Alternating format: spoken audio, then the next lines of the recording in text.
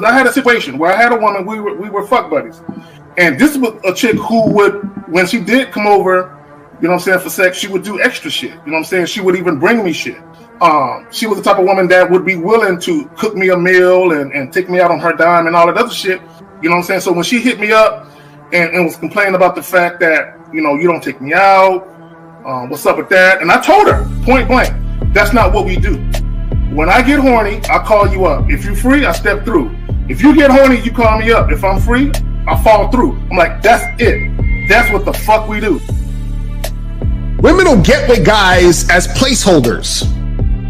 Do you know how hard it is to get rid of a woman who actually likes you, who actually respects you, who actually loves you? Do you know how hard it is to get rid of that woman? And you're not talking about some hypergamy? This is real simple. The reason why women treat you like shit, the reason why women got an attitude with you, the reason why women fucking diss you and disrespect you is because they never liked, loved, or respected you in the first place. Your whole story is cap, bro. Matter of fact, it's big cap. I'm gonna call you the Mad Hatter.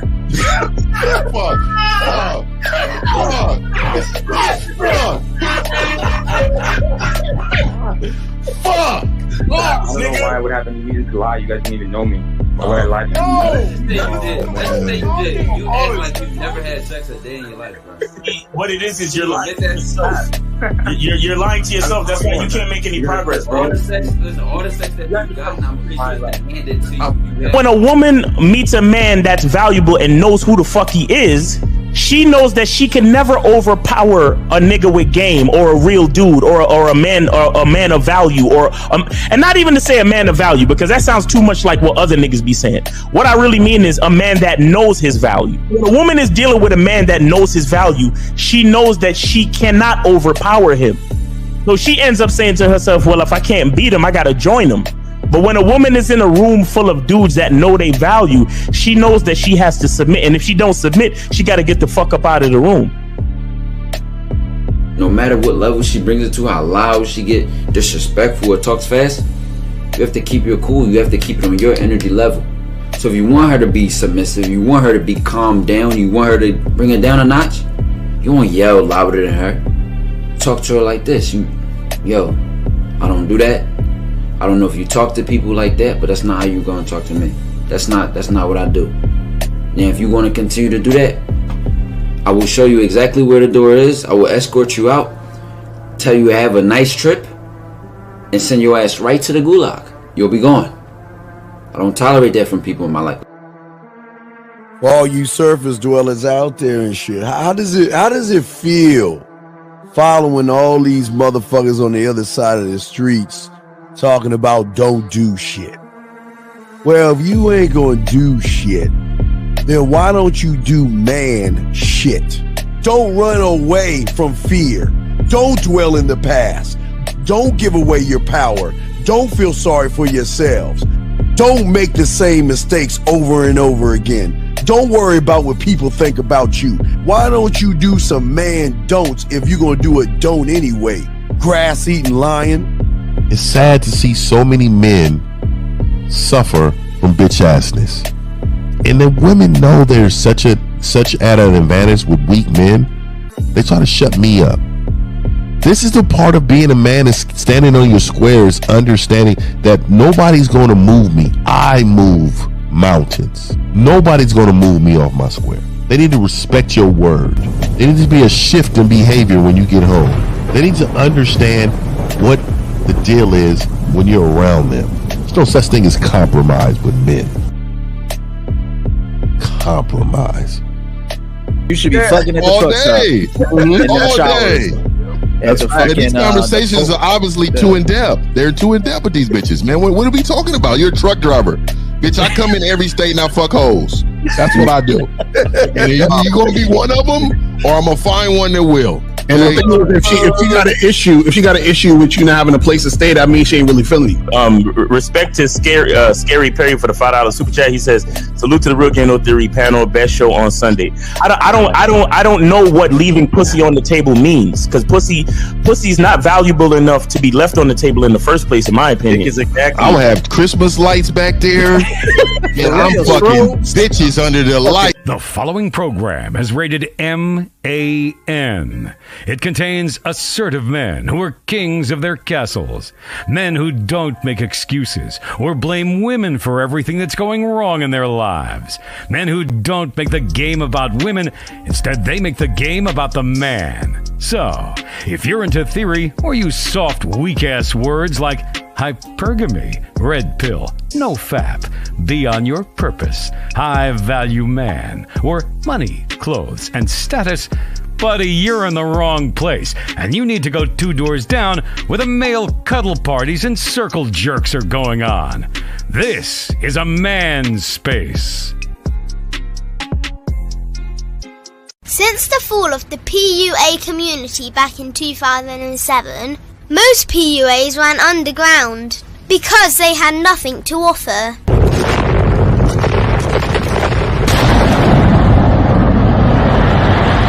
The content creator has become the hero today, dedicated to one single objective: to declaw and defang any person who listens. They decided to join forces to create a cult, and never giving those who listen a solution. It's all about clothes, cars and money, deception and manipulation, indirect game, going your own way.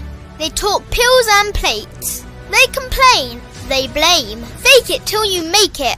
I just don't get it. A man doesn't need to lie to meet women. He just needs to learn how to spit flavour in her eyes and in her ears. Thanos broke down the game when he said, as long as there are those who remember what was, there will always be those who cannot accept what can be. Even in darkness, a man can find light. Sometimes the world doesn't need a group of fake heroes teaching lies. Sometimes the world needs a group of anti-heroes to bring balance, order, and truth to the game. It's time to summon the authentic players of the game.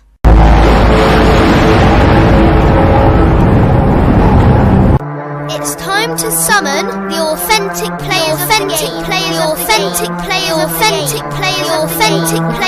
game. Let it be no confusion. This here is a movement, leveling up, real talk, ain't no illusion. Helping all the men see the light, that's right. Only bringing the truth, you can't deny, that's the vibe. We gon' bring you the insight, bring you the game plan. Show them we real men, we ain't never breaking. You know what I'm talking about, I know that you hear me. Yeah, this is real game, no theory. Let's go, real game, no theory. Here to make it happen, teach men how to be men. Now it's time to put in action. Taekwondo and K-Zagging, we got Miles in the building, Mr. 1950 and Steve the Dean Williams, Mr. Lucario and the anti-villains. We gotta keep it real, this ain't about hurt feelings. Speak the truth, gotta say it loud so you hear me. Real game, no theory. They don't want you to be who you destined to be. Real men are necessary, not accepting defeat. Talking the man mindset, and this is the time now. We will never fold, never fall off or bow down. Time to make it happen. We ain't even stressing. So many don't take accountability for their actions. I gotta say it louder if you don't really hear me. Speaking the truth, this is real game, no theory. Man, I need that track, nigga. That shit was fire. That shit was fire. I need that. Send me that after the show, nigga. Nigga, that was it right there. You ain't tell us you know Kendrick Lamar. We ain't know that. Hey, no, real shit though. Send me that track when the show's over. I ain't even playing with you. Don't, you know what I'm saying? For real. Yeah, that motherfucker is straight fire, nigga. Hey, Miles, tell him send it or we gonna come get it. You know what I mean? All right, guys. Start from the bottom up. Motherfucking Zag, that motherfucker. What's up, Zag? Talk to him. You're quiet. You're quiet. Get to open up, motherfucker. Come on. Oh, my bad. Man, when the niggas start on mute, man, it's fucked. Look, K-Zagging, man, that is the skill set. That intro was dope, man. Look, that shit, I need that shit too, bro. Send that shit to me. Let's get it. Let's get it. Yo, it's your boy Miles Cunningham, man. Listen, man, let's get it, man. It's Sunday for a reason, man. Y'all know what time it is. I know y'all excited. We excited too, man. Let's get this game, man, for real. Let's get it, Ty. Welcome to the dojo, baby, man. I know what the fuck going on. Real game, no theory. A man has no problems, and we're going to show y'all why. Oh, yeah. Steve D. Williams, man. Get your like, subscribe. Let's eat, motherfucking fit day. Fuck them 49ers. Hey, man, it's all gang, man. Hey, got game. Hold on. Let me move it. You got it? Got game. Okay, got game. Hey, straight up. Hey. Yes, sir. Hey, real quick, man, shout out to Willard. I just want to let you know, man, your name is still fucked up. Just wanted to tell you that. What up, man? That fucking intro was fire, man. Shout out to everybody in the chat. Shout out to everybody, on the panel. Let's go. Let's get it. Let's make it happen. Right, yes, sir. There we go, guys. All right, Zach, you got it. It's your thing. Let's get it. No, Steve brought something to my attention. There's a video where with this young man, who's a very popular young man who no longer has access to social media. They banned him. You probably can guess who that is. He said he was talking about how, I guess he was a spokesperson for men that have man issues. Mm. And I'm like, we ain't got no fucking issues. What are you talking about, right? I want guys to understand this. As a man, we might have challenges that are presented to us in life, but we find solutions for those challenges. Mm. So as a man, we don't have no fucking issues. The only dudes that have issues are males, right? Because these males, instead of finding a solution to what ails them, they would rather complain and bitch about their problems instead of solving their problems. Y'all this nigga, what is vent? What does that mean? This dude Brad was gonna come up with some shit. Vent is when you like release everything that you've been holding in. Yeah, I mean, I've never held nothing in. Yeah, so I don't understand that. Right, what I would say on this topic is that now with so much modern time, it's like the framing and shaping is that we're paying more attention to the emotional side when the way I grew up and the men I grew up around just handled shit. I don't think I've ever seen a man around my growing up complain. I don't think I've ever seen a man not do what needed to be done, step up and fill that role. Whether they were depressed or not, whether the weight of the responsibility that they were bearing weighed down on them or not, they knew it was their role. They took pride in it. My uncle showing me how to fix cars and shit. My uncle walking me around fighting. We was doing karate, doing backflips on bed in the hood. Like it never came to our mind that we should neglect the emotional side. But now what's going on so much is that everyone wants to frame emotions. Everyone wants to say, hey, look at this problem and let's dwell on it.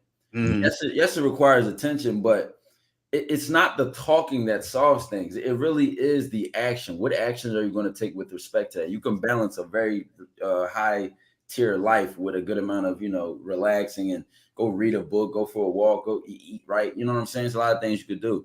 Yeah.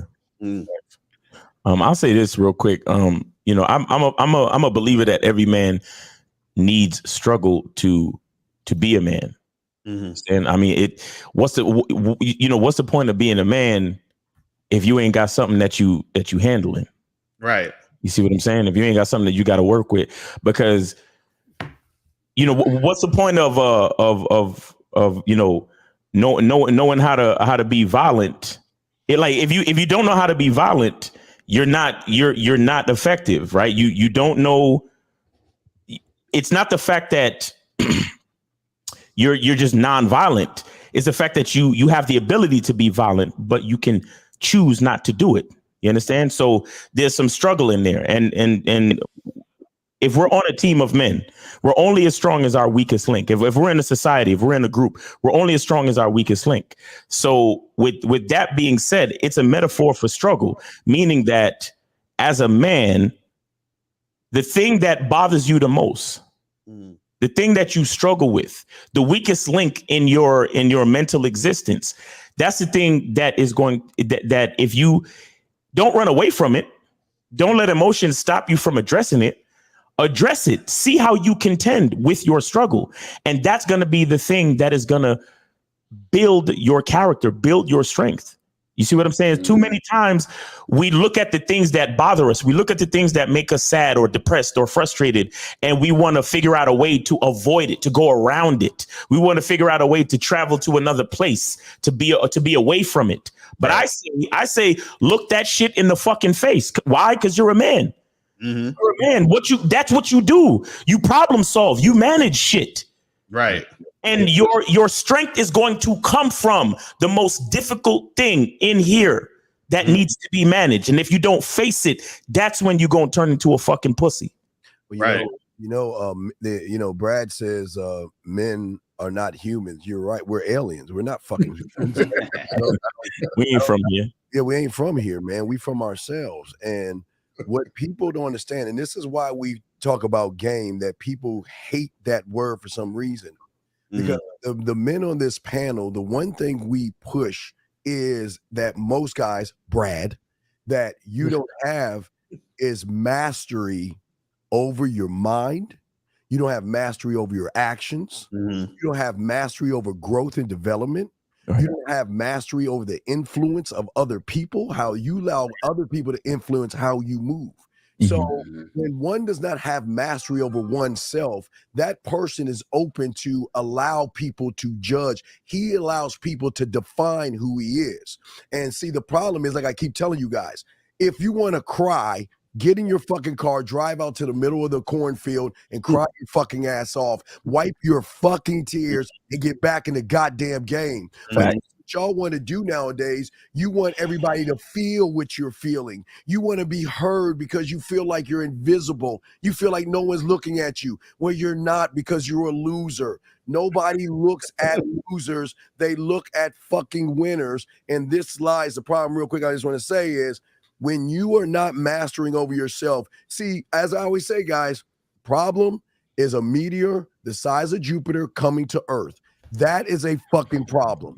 But if you put a woman, or if you equate a problem with a woman, then you're the bitch. That's a fact. You know, I'll say this too, is that I think one of the issues is when these guys say, well, we have man issues and we need to vent and we need to, talk about this and all this other stuff. The problem is this, man, is that as a man, right, you're supposed to be the foundation of everything. Facts. You're the structure. You're the one that keeps things together. So what happens is that if you look at things as a problem, right, then that's when you start to think, oh man, things are bad, things are crazy, and then you start getting all out of control. You start getting emotional about what's going on, versus saying, okay, I see something happening, and how do I resolve this or solve this, or how do I make things better in this situation so that for everyone things could go down? Because think about it this way: when you were younger, and for those who were lucky enough to have their dad around, you know what I'm saying?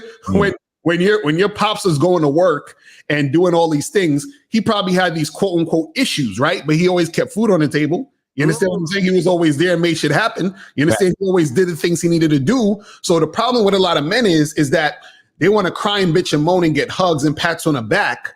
But that's not how men operate. Men have to work in the moment. Men have to be ready for action at any time. So you can't say, man, I was having this issue when this thing was happening. You can't do that, because you have to make sure that you're always ready so you don't have to get ready.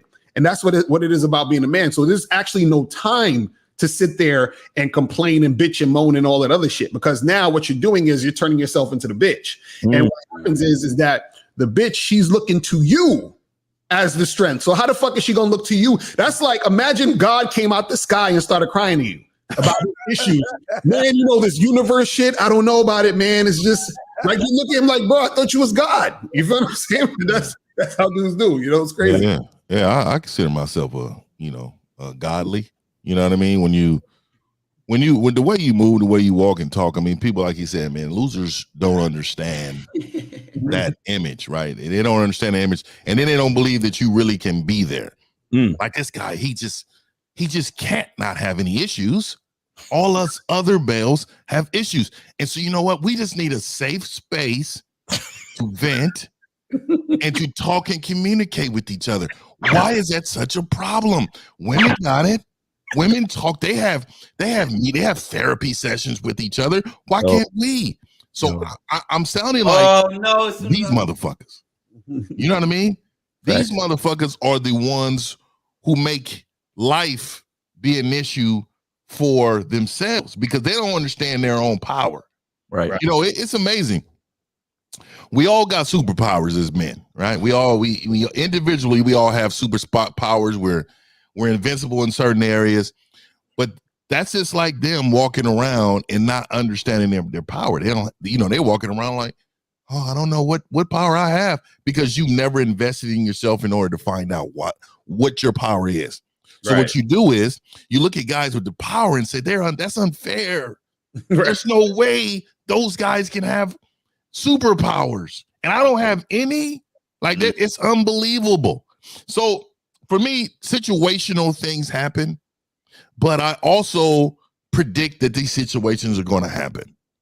So that's why I don't have issues. Yep. Like I predict the future. I'm godly. Facts. Like I see it coming. Facts. And sometimes I don't want to deal with certain things, especially when it comes to life, because I've already projected like this person needs to learn this way, but I know it's coming.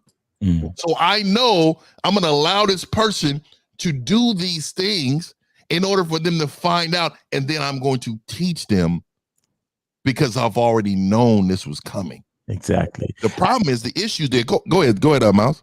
No, I just wanted to just add a little bit. Accidents don't happen to motherfuckers that got game, but you got it. Yeah. Let me.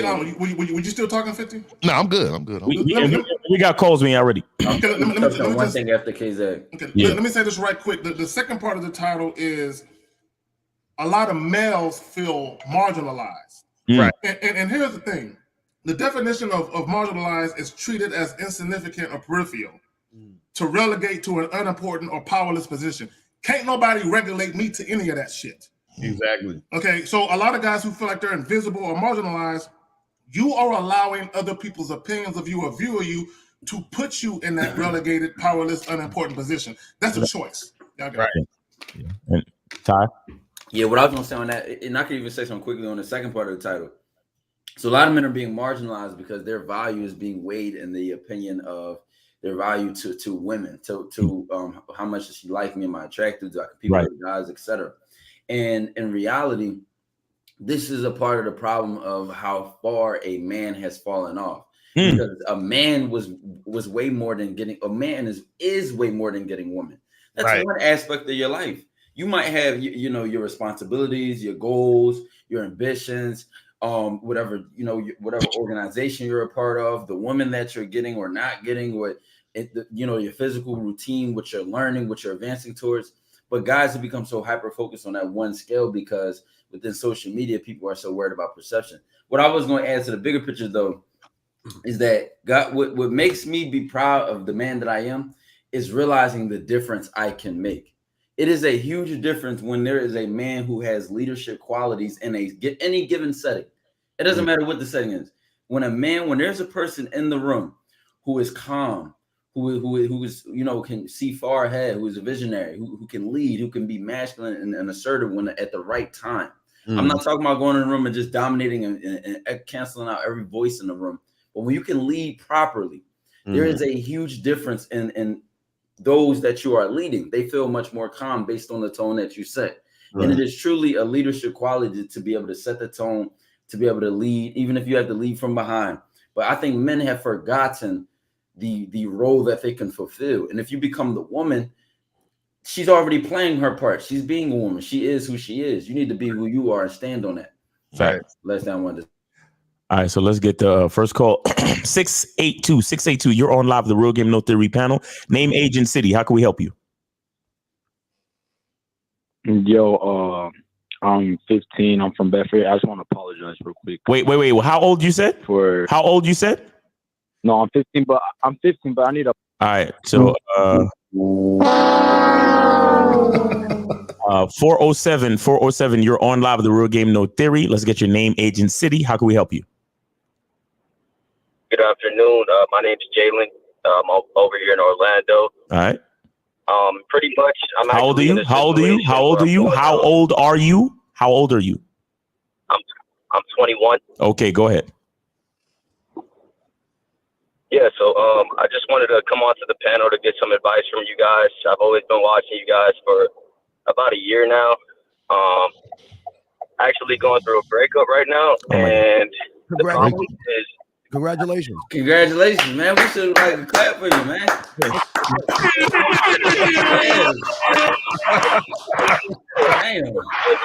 Caller. You're not going through anything. You just found freedom. That's all. But go ahead. So the problem is like I love this girl, but say no, caller. I need you to caller. I need you to say it. So I just found this new freedom, and then continue. Say it. You said I love this girl. I just found this new freedom. Okay, and then what happened now? I found this new freedom. I'm gonna get what I deserve now. You're absolutely right. So we done? We done or we finished? We done? You say you love the girl? We're done. That's all I needed. That's all you needed? Hey, there you go, man. Game in 5 seconds. There it is. 5 seconds. Good. Carla, I need you to love the person. I need you to love the person closest to you. Pick yourself up and get back out in the world, man. Yeah. Life is more than women, bro. Let me. Is he still there? Is he still there? He's still there. Caller, what do you love about this woman? Yes, sir. What do you love about her? What I love about her is how much of a family person that she is and how caring that she is. Wait, hold on. Did you did you have kids? Did you have kids? I'm about to say. No. Obviously, when I get into relationships, I'm looking for the end goal, right? I don't just get into relationships for sex or anything like that. How long y'all been together for? So I was with her for 2.5 months. Whoa! What? No. Hey, caller. Caller. 2.5 month love that everybody be getting. Yeah. Wait. So you love this woman? Knew she was family oriented, caring, all these things in 2 months. This motherfucker said family oriented. Where are they meeting these 2 women months that can do this in 2 months? Where are they meeting these women? Wait, 2 months. Wait, so how quickly did you make her your girl within the 2 months? Well, we were talking for about 3 months, and then I made her my girl. Wow. Yeah, wait. Hold on, real quick. So you literally met her for the first time 3 months ago? No, 5 months ago. Okay, so he was talking to her for 3 months. That made it better. Right. So he was talking to her for 3 months, and then she was his girlfriend for 2 months. So that was 5 months. I'm curious. Carl, why did y'all break up? Be honest. What happened? Yeah, what happened? Pretty much there was differences in our relationship.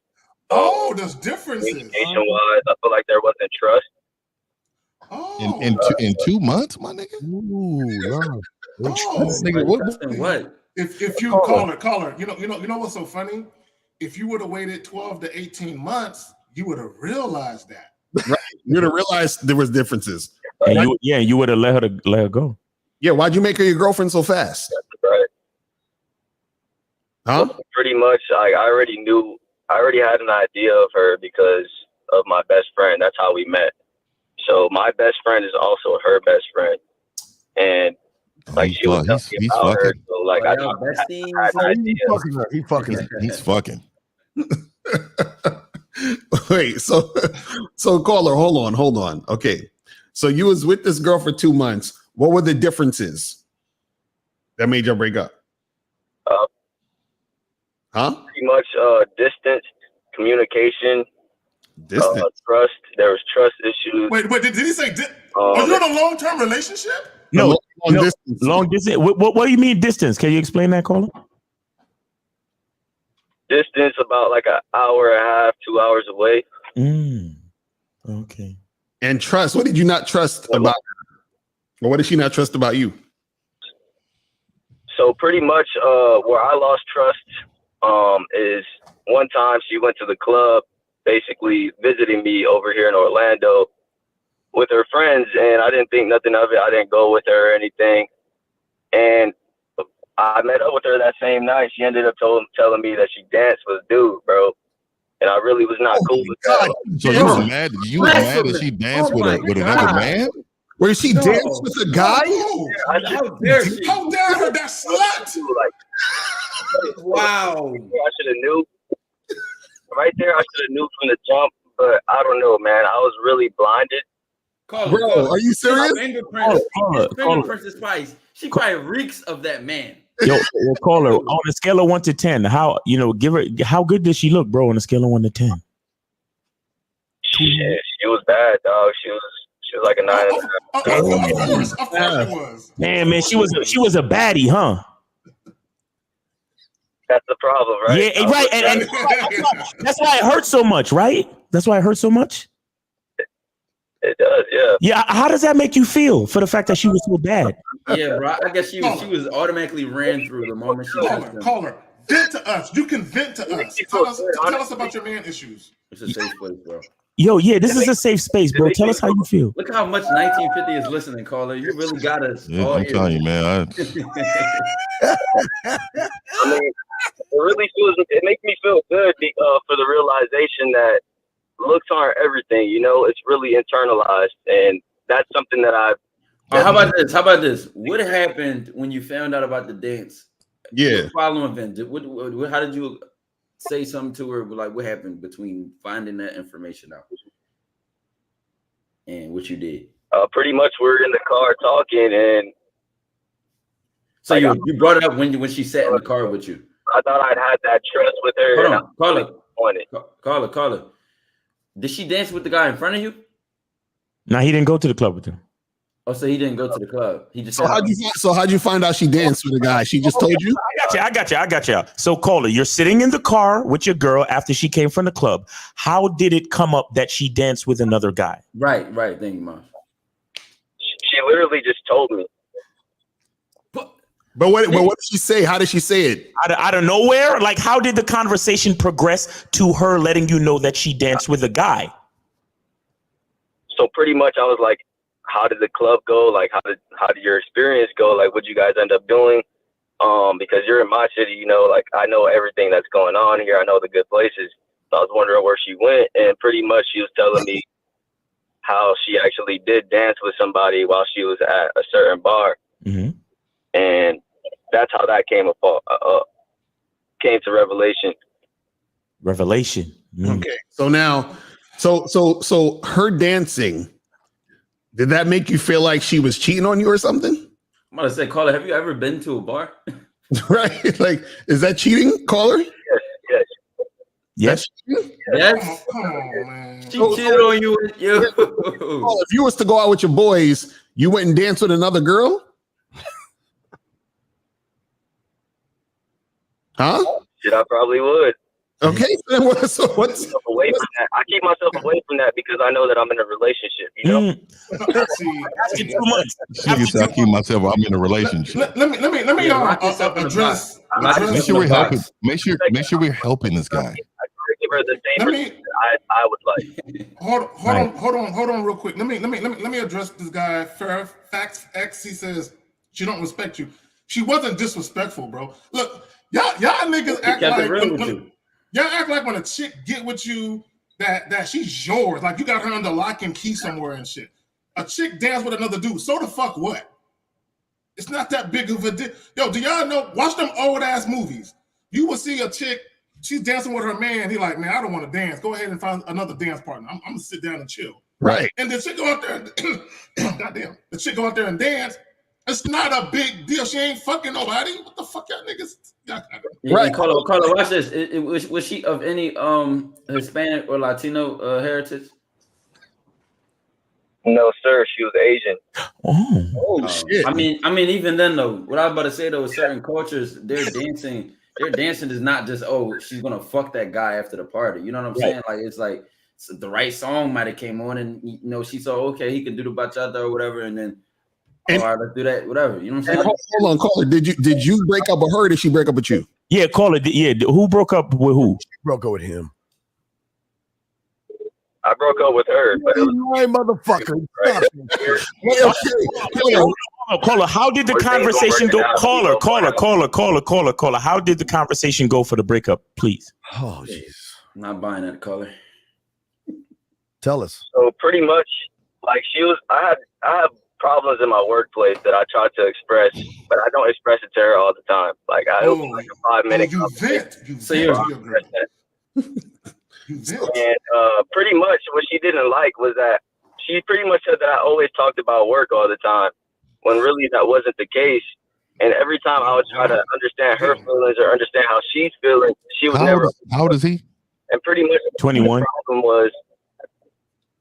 The problem was when I try to get her feelings out of her so I could understand them better, she wasn't doing that. Wait, and she was 2 months. 2 months. Like that. This can't be real. This has to be fake. Are you trolling? Hold on. I really got him. Okay, so call it. I'm really not trolling, guys. I'm really give you some objective advice. I'm gonna start with. There's gonna be 2 things. I'm gonna say I'm open up to the panel because I know we all got something to say about this. Number 1, if someone who you talk to frequently gives you some review about yourself, they're probably telling you the truth. If she told you always talk about something and you're talking to her, isn't she in the right place to tell you something like that? You may not realize it, but she may have told you something about yourself you didn't realize. That's just the first part. So when you reject that, you show her you don't even respect what she has to say, or you don't even. But that's just the first part, right? Mm-hmm. So already that creates separation between the bond that y'all could have. If y'all can't even, if she see that you're very soft and you're very like reactionary and emotional, sensitive, Number 2, right? Hey, Tom, I'm gonna go after you, Tom. Right. Go ahead. And I wanted to chime in, but go ahead, dog. Right. And then number 2, bro, you can't pry emotions out of a woman. Mm-hmm. That's not how it works. You create an atmosphere in which she becomes open. Oh my!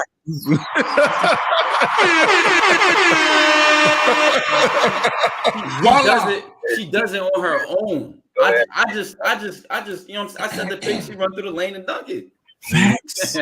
Look, let me say this and fit them. I'm gonna pass it to you. I'm gonna be brief. Caller, when she said you talked about work too much, what she was really saying is you complain too fucking much about that job. Exactly. That's what she was really saying. Okay. You complain too much. Hey, 50, I got you, but I just want to say real quick, I thought Asian bitches were submissive, but go ahead, you got it.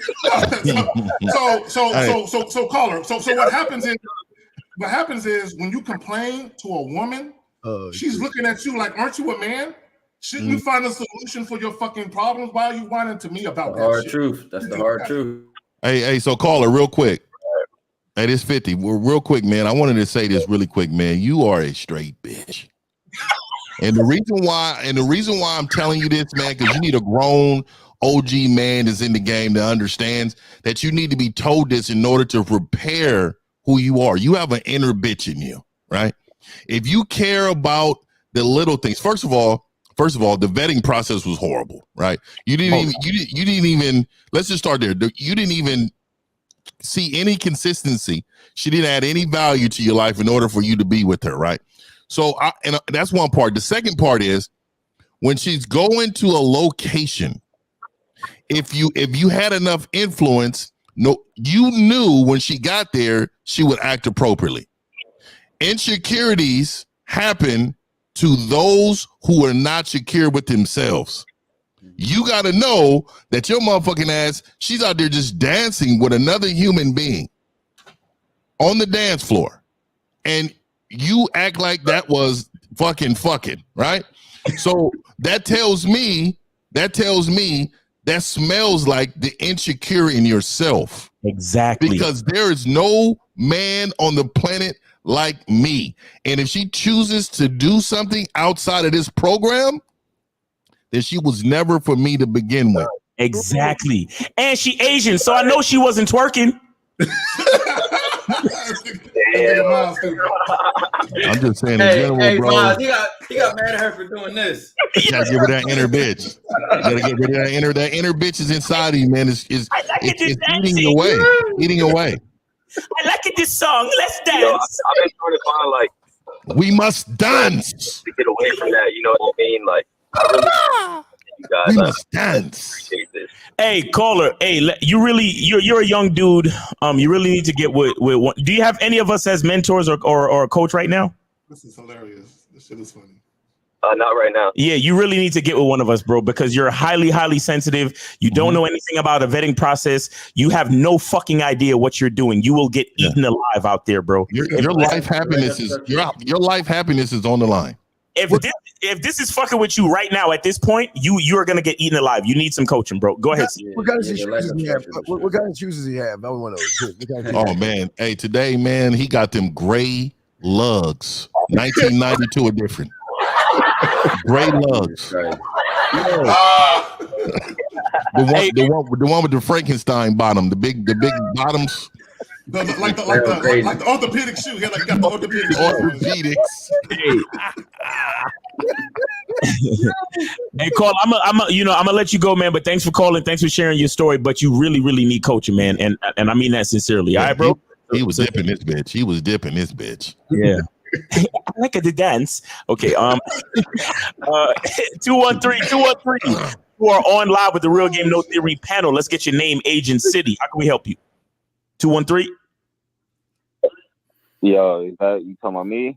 Yes. Yeah. 213. 75 213 75. Let's go. Yeah. All right. My name is T. I'm from LA, and I'm 30. All right. Let's get it. And yeah, so I just want to know, so I'm about to leave this broad when I get enough money, right? Because I live with her. First mistake, but one check away from leaving her. Yeah, what? Keep going. So so basically, I punched a hole in the bitch wall, right? Because I lost self-control, and trying to figure out when I leave, is there any way she could call the police and get me locked up for that type of shit? Bro, how old are you again? That's your wrong. You're thinking about the wrong thing. He's 30, bro. No. You don't know 1950. This your area. You don't know regular law at 30 years old. You don't know what can happen if you do things threatening or trying to harm physical harm towards somebody. You don't know what the result of that is. No, trust me, I know the law, but I say like this: the way that I'm identified, the way she knows me, the name that I use is it's a U.S. citizen name, so the United States has jurisdiction over that name, and I might work in that name. What? Oh, so you're illegal? No, I'm a national. I'm an American national. Okay, so what's the problem with that? The problem is basically when I leave her, I'm gonna be homeless. So I'm gonna have to in order to get money, I'm gonna have to just use my name, my U.S. citizen name real quick so I could get some money, and then I'm gonna leave that alone. But I mean, you mean from your trust, right? You mean from your trust? You said what? You mean from your trust? You using money for your trust? Is that what you're saying? Being an American nationalist? No. This nigga got an alien. I don't think he know about the whole thing. No, he don't. Because I think he's just throwing out words. I'm very educated in that area. Let me ask you a question. Y'all confused. Do you have a fake ID under an assumed name or something? No. It's different. It's different. It's a whole thing. It's a whole loophole. It's a whole thing. Not even a loophole, but it's like a whole. It's deep. Yeah, these motherfuckers, they don't believe in they're traveling. They don't believe in having motherfucking tags on your car and all type of shit, man. They're not under jurisdiction of the United States government. Oh. Right, correct. So he invisible? The structure of everything is when you really get into it, each state is really like a company. Even when we say things like your honor, it's deep. It's really deep. When we so what it is too, and real quick before we go on, these motherfuckers, so what they're saying is because we're born with a social security number, right? The social security number means we're property of the government. Right. So the government, the government is saying if they faulted on these loans, let's just say the government failed and we owe China billions of dollars, the government would use us as assets to sell to China. Right. So China can physically come and get us. So by it being American nationalists, meaning they're above that, they're not in that judicial system, meaning that can't happen to them. So, you know, I understand what he's saying, but he didn't need to use it in these terms. What he should have just said is that, hey, yeah, me and old girl, we're not working out. What are some of the things I can do in order to get on my feet? You didn't even need to say anything about American nationalists. You know what I mean? I just think sometimes people carry tags as identity, but really the identity is you. It's inside of you, and you don't need to express yourself and tell everybody your whole get down when you first meet them. You know, you don't need to wear that on your sleeve. So let me give you some advice though. All right, if you really got Mac game right, you'll never be homeless. And see, you always, if you're a man, this is what the title is. This is an issue for you, right? It wouldn't have been an issue for me because I'd have foreseen this coming, right? And then also by you punching the wall, meaning that you don't have control of your emotions, and whatever this woman is doing, it triggered you. So therefore, you are a male. You cannot be triggered by somebody's feelings or emotions. You still should maintain who you are as a man all the time, not just sometimes. Make sense? Facts. Oh, I agree. This is what I'm gonna say though. Like I agree, but I'm gonna say like this. The issue is that I was supposed to leave a long time ago, right? Well, let's say because I've been here. Call it coulda, shoulda, woulda, man. What's gonna happen? What's gonna happen now? Well, caller, let me ask you a question. Are you currently employed? Do you work? Do you earn a living? Yeah, I do. Do you save your money? Do you invest your money? What is the thing? Well, just honestly, no. I'll just be honest right now. No, you don't pay taxes, right? You don't even pay taxes. So why would you not have money to save? No, this is the thing because it's like I'm trying to actually figure out how to use that like. Now I'm gamed up. See, what you're telling me is you don't know the whole identity. I just told you something else, right? And let me tell you, I'm a highly intelligent guy in different areas. And what I would tell you is you need advice even in that area, man. Somebody need to game you up on that area. You know, and I'm just telling you, I know these things because I know people that's close to me that do these things, right? So this is a real thing, but I think you're reaching for that. What you need to do is be reality right now. You're in a situation that needs to change. And in order to change it, you need to have a plan. In a plan, it needs to have goals. In those goals, it needs to be daily. In those daily goals, they didn't have completion. They didn't have time periods. And then it comes to weekly goals. And then it comes to monthly goals. And if you don't have any of those, you will fail. Exactly. And right now you're failing because you don't have a plan for yourself. Any man that's working without, look, let me tell you something. I make a lot of money, but before I pay anybody, I pay myself. Meaning I pay my savings account with whatever percentage that I feel, whatever that is, and whatever I mapped out for myself. Right. Pay myself first. And then I pay the other people to keep the lights on and do things as services that we agreed upon. So what I'm telling you is you're in a position, you're in a loser position, meaning you don't have a plan, you don't have options. And let me tell you something. You said you're going to wait around and then leave this woman. If you had real Mac game, you would have left this woman better than what you received her in. I was just about to say that. Because Carla, you can listen, Carla. You can also destroy the structure that whatever structure she had going on. Mm-hmm. Jesus. And if she's holding you down right now, she's part of your fundamentals. You punching a wall, you're arguing and shit like that. You're making her worse off. The better she is off, the better you are off. Because y'all, you know what I'm saying? She's helping benefit you. So you already organizing shit the wrong way. She's supposed to be as solid as you are. She's supposed to be picking up shit off of you. She's supposed to be proud and excited to see you, to talk to you, to learn from you, to soak shit up from you. If you punching walls, you're arguing, you are in this heated energy. You leading with the wrong masculinity, brother. You're threatening to her, you're dangerous to her. She might not even feel safe around you. It's no telling how soon she's trying to get you out of there. Yeah, I'm never fucking my shit up. I'll tell you that. Let me add Never. this. That's my motherfucking shit. Let me add this. I know Steve ain't talking to me. Let me add this.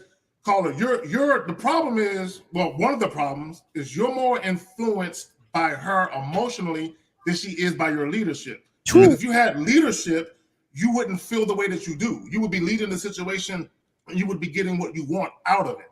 Right. The mere fact that you are living with her. Hold on, real quick. Hold on, let me say this.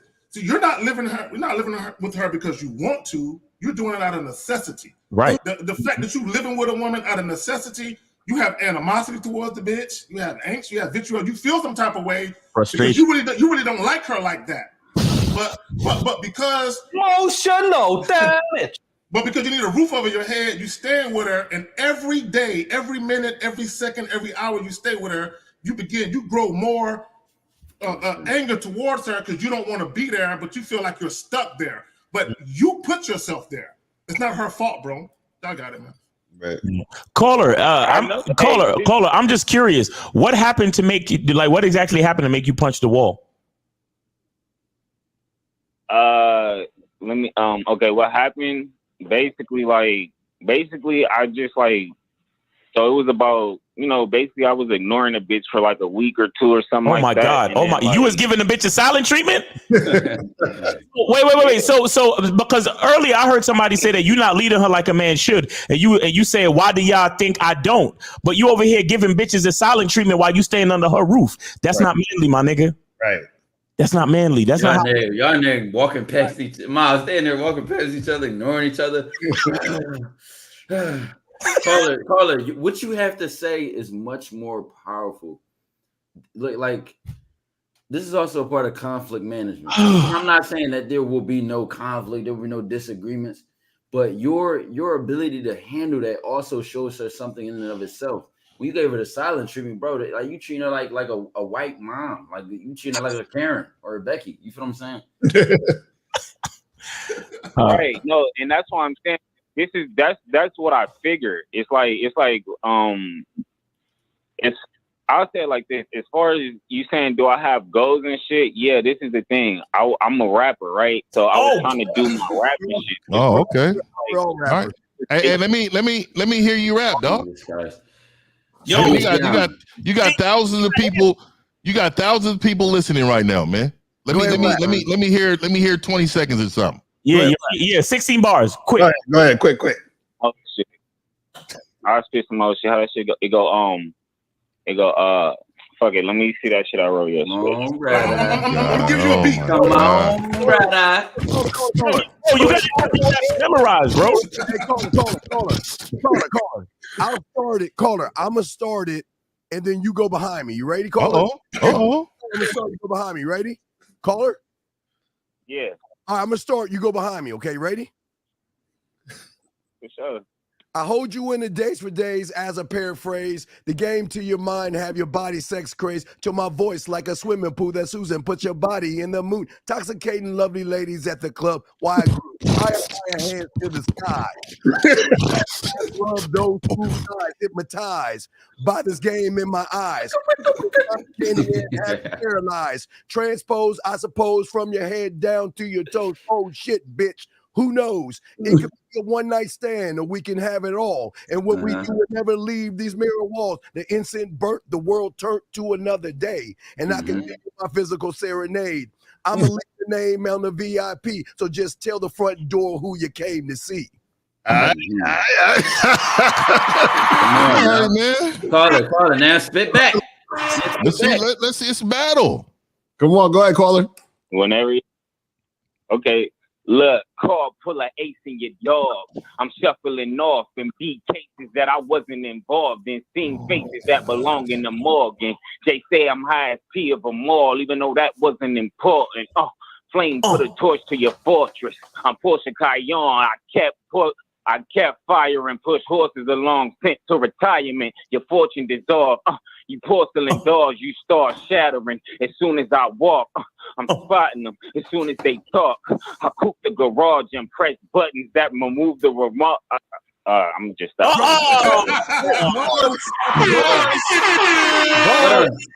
You shooting back, Steve? You shooting back? Gonna take a hit with a trip. Lay you on your back, flip you over, damn your bitch your lip, hit you from the backside. Wide grab for a grip, smack that ass 3 times and grab you on the hips. Okay. Call. You need to work on your shit, bro. Like you have to go look at some shit you wrote yesterday. Like, come on, you gotta have your raps on point, bro. Thanks. Come on. So while you was giving your bitch a silent treatment, you should have been memorizing your fucking rhymes, nigga. The fuck? What you do? Giving her the silent treatment and not doing nothing with that energy. God damn. I ain't never gave nobody the silent treatment. What is that? My motherfucking house, bitch. We in here talking. Okay, no, right. Let's get back to the original question. So the fact that he punched the wall, can the girl use that against him to some domestic violence abuse type shit? No. But what it does is it fucks your down payment up for your crib. I'll tell you that. So what you need but also too, what she can say, and this is what she can say, is that you were trying to intimidate her by hitting the wall. Now, what that does is that does bring the police to the house. They will have a conversation with you and they will tell you to leave for the day because they believe that is what that means is that could be a domestic violence potential. Yeah, so it's there. So by you displaying violence toward the wall, meaning she could be next, so they will tell you to leave. So Caller, let me ask you this: Have you ever threatened to physically harm her? Like, shut the fuck up, I'll slap the fuck out you, anything like that? Okay. Caller, how big is the hole? Because you know there are YouTube videos where you can easily fix sheetrock. Right. No, I already know that. I've seen it, but like I'm gonna be 100. Like basically I'm trying to get out of here. Like, because I ain't never. That's what I'm saying. I've never been in a position where I actually emotionally reacted like that. So it's like, I already know this shit. It's time to go, but it been was time to go, and that's where the issue was at. But why are you leaving though? Okay, you still haven't why are you leaving? Because she's not valuable enough. Okay, so what is she doing that's invaluable? You said what? What is she doing that's not valuable? What is she doing that's not? That's a good question. It's just who she is. Like, let me give you an example. This woman is 40. Let's say it like this. It's not, in my opinion, like, okay, let me just give you an example. When I first met the bitch, right, it was like, I seen her, I met her, got her. This nigga been talking for 30 seconds and haven't said anything. What's wrong with the bitch? What's wrong with you? What's wrong with her, bro? In the miles, bro. So it's like this. When I first met the bitch, like let's say after I got her a week later, I fucked the bitch within like a week of meeting her, and then she moved me in her house the same day I fucked her. And you let her a week? Hold on. This nigga. Yo. Hold on, bro. Did he say moved in over in a week? Bro, so you basically followed her whole lead then. So why is it her fault and not yours? That's what I'm saying. Because I was homeless. That's the problem. Exactly. If I wasn't like, it's like whoever. So why you hold on. Caller. Take it easy. So you were homeless. Fine. That's all well and good. What were you doing before you met and fucked this bitch? I was trying to do an adverse possession on a house. Okay, so why you ain't just continue? Why you ain't just continue with that process? What made you follow this bitch's lead? Because I think, like, let's say it like this. I think when I met her, No. Let's not say it like nothing. Let's not say it like nothing. Tell the fucking truth. You was doing what you was doing before you met this woman. Why couldn't you just continue doing what you was doing and just get some pussy from her every once in a while? Because I didn't want to sleep on a fucking street. Exactly. You let convenience. You let your weakness allowed you to your weakness allowed you to be under a woman's lead with the guys under the guise of convenience, homie. That's what I. So listen. So that's what I'm trying. No, bro. Listen. Stop. That's what we're trying to get you to understand. Everything that you're going through right now is your fucking fault. Mm-hmm. No shit. That's why I asked one simple question. So why are you saying that the woman is something wrong with the woman? Why are you telling us that there's something wrong with the woman if you know it's all your fucking fault? Yeah, you kind of blaming her, Carter. Deflected from the main issue. Let me say it like this. I'm not. I know it probably came off like I'm blaming her, but I think the situation that that I found the situation like that, but. No, I take all responsibility. I just wanted to know if I could go to jail. That's why I'm leaving. Okay. Call her. Did she threaten you with anything? No, not at all. Then don't worry about it. Move the fuck out. You had to do something else. Why would you think that? Right. Well, you got like. Has she ever called the cops on you before? No. Never. Has she ever called the cops? No. Yeah. Let me have to call another question. Do you have any outstanding warrants? No. Even if I did, I know how to get out of that shit. I'm national. I'm not worried about none of that. But I might have to work in my U.S. name. So it's like, I'm not. You sound like that's a problem. Why is that an issue to work, bro, and get money? You said what? I said you sound like that's a problem. Why is it an issue to work and get money? For me, because I'll say it like this, I don't believe that I should be working. Like, because that's what it is. See, a lot of these nationalists. Let me go ahead and put this down. A lot of these nationalists believe they're above all, and they believe somebody owes them something. They believe they should be. They don't have the same mentality of regular people who believe they supposed to lace their boots up and go out to work. They believe people owe them something. But let me say this real quick. You smash it. Let me stop. Hold on, real quick, and I'll let you speak. Give me 1 second. I'm gonna get this off because I'm gonna stop after this. I'm gonna be done with this. So when you met this woman, this is real game. If I was a homeless man, I would have told this woman, hey, look here, my situation is this way. But look, I'm physically, me and you connect. I'm gonna be here with you for a little bit, and then I'm gonna get on my feet. I'm gonna move out, and I'm gonna appreciate that. This was a situation that you created because you wasn't honest with this woman. The dick got you in the door. It obviously got you in the door. But like I said, your game has got to be what makes her mind want to do more for you. The value is not there because you didn't create that value for yourself in her. Right. I agree. That's what I say. Like the issue is. I'll say the whole issue is that it's exactly what you said. It was like, okay, the bitch gave me a place to stay, so I'm like, cool. But what I didn't realize is if I agreed to a fake contract, then I was gonna have to uphold that. You know what I mean? So I'm like, all right, well, if I'm gonna act like the bitch boyfriend, I knew I was. If dick is rent, in my position, if dick is rent, then I'm paying this bitch in dick. Okay, so I'm telling you right now, that's the situation I created. You know what I mean? Hey, you got Dollar Tree dick. That's what's going on right now. You know what I mean? That's just what it is. How long you been living with her? Let's say since June of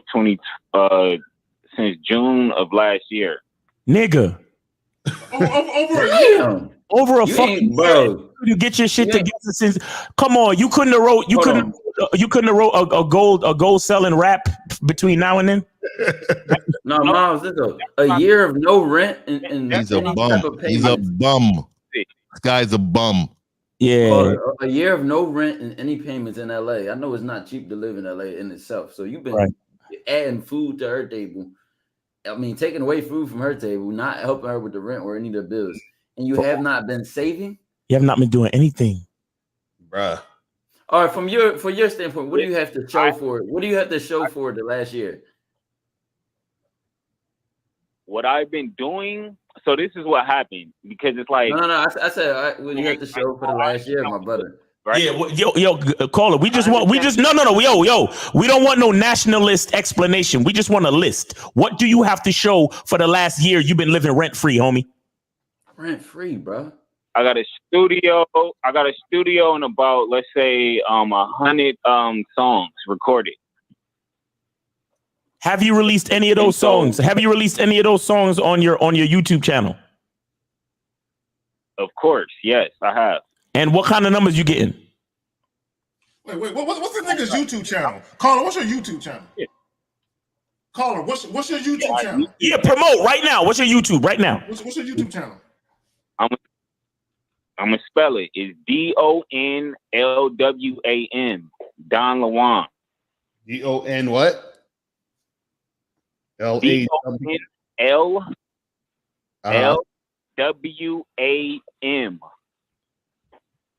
Okay. Don Lawam. But I'm not really savvy at the YouTube shit, so it's like, you feel me? And then I'll be honest, like my shit right now, because I'm engineering my own shit. I don't really think it sounds that good, but I'm spitting. Caller. Here's the problem.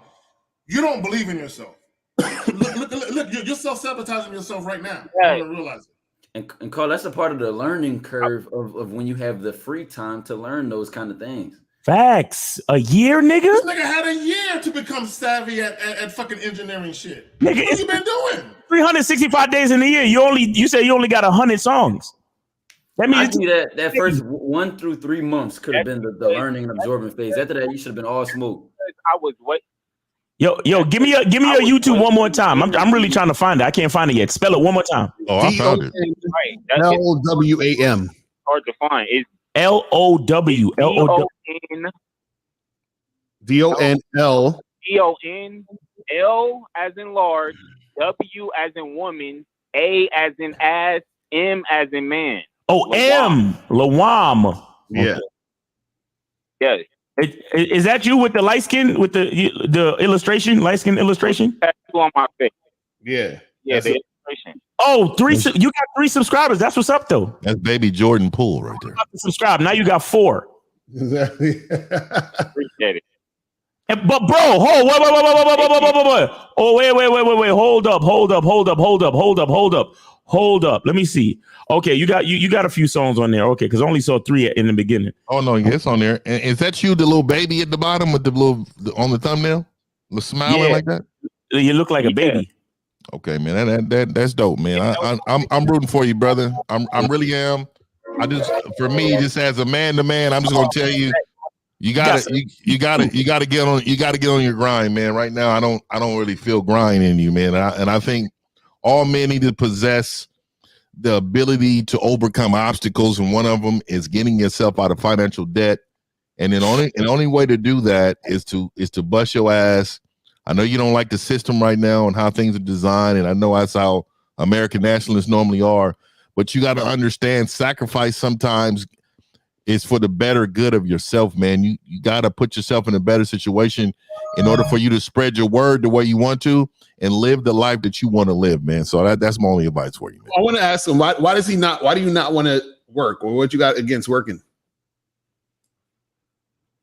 I don't have nothing against working, to tell you the truth. The thing is, like, I'm not gonna go too deep into it, but I don't have no issue with working. That's why I just went and got a job, because it's like that was the whole thing. Like when I met her, she was like, "I'm gonna support you with the rap shit," and I guess she got tired of me being broke. So it's like, well, it's not. She got tired of me being broke. She got tired of me not, like y'all said, because you ignoring the bitch in her house. That it don't work like that, and I understand that. So you had a chick. Hold on. What happened was she got tired of you not making no moves. That's really what it was. There you go, L. No ambition, no motivation. Right. Yo, the most views he got on any of his songs is 4, bro. Dom, we know you can't fuck and you terrible in bed, but I think your next rap song should be "Welcome to McDonald's, man. Take your order." Yo, listen, bro. Here's what I want to say to you.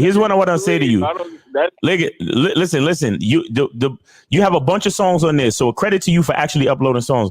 But the most views that you got on there is 4. Now, I'm not saying that to disrespect or belittle you, but it's obvious that you haven't been doing any fucking marketing, bro. Only 4 views. You ain't telling nobody about your music. You ain't telling nobody about your goddamn music.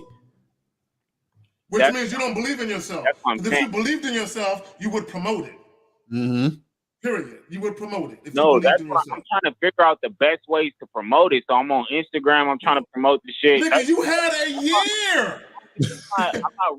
I'm not really an internet nigga. So like I'm realizing, okay. Oh my God, nigga, you're on the internet talking to us. Wait, how old are you? How old are you again? Nigga, 30. I'm 30. You lying ass nigga. Come on, man. Than me, 10 years younger than me, 11 years younger than me, and you don't know about the fucking internet, bro. I would have. You lucky. You lucky. You lucky. You can find a bitch dumb enough to invite you in her fucking crib. Let me ask the caller. Let me ask you a question. I said I don't use it. Okay, caller. Let me ask you a question. Like that. Caller, let me ask you a question. Do you have a bank account? No, not. I don't have. Okay. All right. Let me ask you another question. When was the last time you held a job for more than 6 months? Every job I ever get is I did, but let me be specific. Before No, answer the question. When was the last time you held a job for longer than 6 months? the last job. Oh no, let me not say that. Before I got with this girl. Over a year ago. Yeah. Okay. Caller. I just want to say something real quick because you claim you said earlier you a rap nigga. You a rap nigga, right? No, I just happen to rap. You just happen to. So who the fuck are you then, homie? Right. He's just all over the place. Wait, let me ask the caller. No, hold on. I want to hear. Hold on, Zach. I want to hear this. Caller, who are you? I am that I am. That's who I am. I don't put labels on myself. Green eggs and ham. I am what I am. I am what I am. I'm green eggs and ham, right? Because I was about to say to you real quick, if you was really serious about the rap shit, but you say you don't use the internet, then how do rap niggas promote they shit? How do rap niggas do they shit? Right. Or you just one of these niggas that's sitting around waiting for a record deal? This is what happened. Basically, I took time, I was taking time because I make my own. Well, I'll say those beats, I didn't use those beats. I mean, I didn't make those beats, but I was making my own beats and shit. I was taking time to create. Please beats. don't have no kids. Please, I'm begging you. Let this be the last question. Carla, what were you going to do when you succeeded? Right now, I created about maybe 5-6 projects up. Now I'm dropping. I'm consistently dropping them. So that's what it is. But what I was doing was going to open mics and shit and trying to this is the thing, because I'm not actually trying to be a star artist. I'm trying to be a ghostwriter. So I'm just trying to figure out how to do that shit correctly. All right, yeah, caller. All right, let's be the last question. We got other callers, right? Yeah, we got another call. Yeah. So, caller, what were you gonna do? What were you gonna do when you were successful? Let's say you got successful doing this shit and you had millions of dollars. Ghostwriter. Yeah. Then what? What's the next part of the plan? What would I do? What's the next part of the plan? Well, I'll say it like this. At this point in my life, if I got a bunch of money why you can't just say nothing directly, brother? You say, I'm gonna put it like I kind of. What were you gonna do, bro? Just direct. What I was gonna do at one point, I was gonna lead a country, and just chill out. But at this point now, I'm gonna just probably stay here and just start some type of organization where I help people, because I'm the type of person who don't really need a lot of shit. He's a hobosexual. He's a hobosexual. Dude, he's all over the place, man. You're gonna start an organization to help people. How? Yeah. How? Help them right now. Do you know nonprofits are just as hard as for-profit organizations? Facts. Sometimes harder. I took a grant writing class, my brother. I'm very well aware of that. I'm already knowing. And did you know that you might have to use the internet for all that shit? Right. Your work ethic got to pick up your work. You got a lot of words. You got a lot of, I'm going to say vision, but you missing the work. You got to put the work in, my brother. It's your actions are going to get there. Let me just put it plainly simple. 1 year, she's been letting you not pay rent and not have any type of responsibilities. Dog, do you know what a man could do with that much freedom? I was teaching myself how to do thumbnails, titles, make YouTube videos at work. I put an AirPod in, used my hair to cover the AirPod, would listen to podcasts while I was at work. Then go home and work on that shit and edit it. Then be in college taking 5 to 6 classes, which is the maximum you can take without overloading, and still be working on all that shit. You've been doing 1 year of freedom. You've had nothing but space and opportunity. I'm listening. I say this to say, with all that time, if you were using it correctly, brother, you will be way far ahead. The time is everything. Let me call it this. Caller, do you drink or smoke weed? I do. And that's the problem. You laying around high and drunk all the goddamn time. Problem. Where's your dad at, big dog? Where's your dad? You know you ain't shit and you're a loser, but where's your dad at, dog? Do you understand this is why y'all fucking lose and you're fucked up? Look at what you're saying. You're using a woman to live under. You're not doing anything for yourself. Your fucking rap is shit. So let that shit go. That's what your father should have told you. Loser, drop the fucking rap. Get your ass in Wendy's or McDonald's and make at least something out of yourself, because I don't want people like you robbing any of us in a few years because you're going to be on the street and shit. To rob someone would take work, Steve. he would actually have to have inspiration to do some work. You know what I'm saying? But caller, bro. Good luck to you, man. Good luck to you. You know, I hope you can get the hole in the wall fixed, and we appreciate you for sharing your story. And no, you won't. You can't go to jail for putting a hole in the wall, which was your original question. So I hope in any case we helped you out. You understand? So be safe out there, and all right, take it easy, bro. Yeah. All right. So we got 111. You're on live with the Real Game No Theory panel. Let's get your name, age, and city. How can we help you? Yeah, it's your homie D from SF. Hey, question about dogs. This girl I love. All right, so yeah, okay, cut him off. Get back to the title. If anybody want to say anything else about the title, let me say this about the title. This is what a lot of guys don't understand. Mm-hmm. Okay, your issues are self-inflicted many of the times.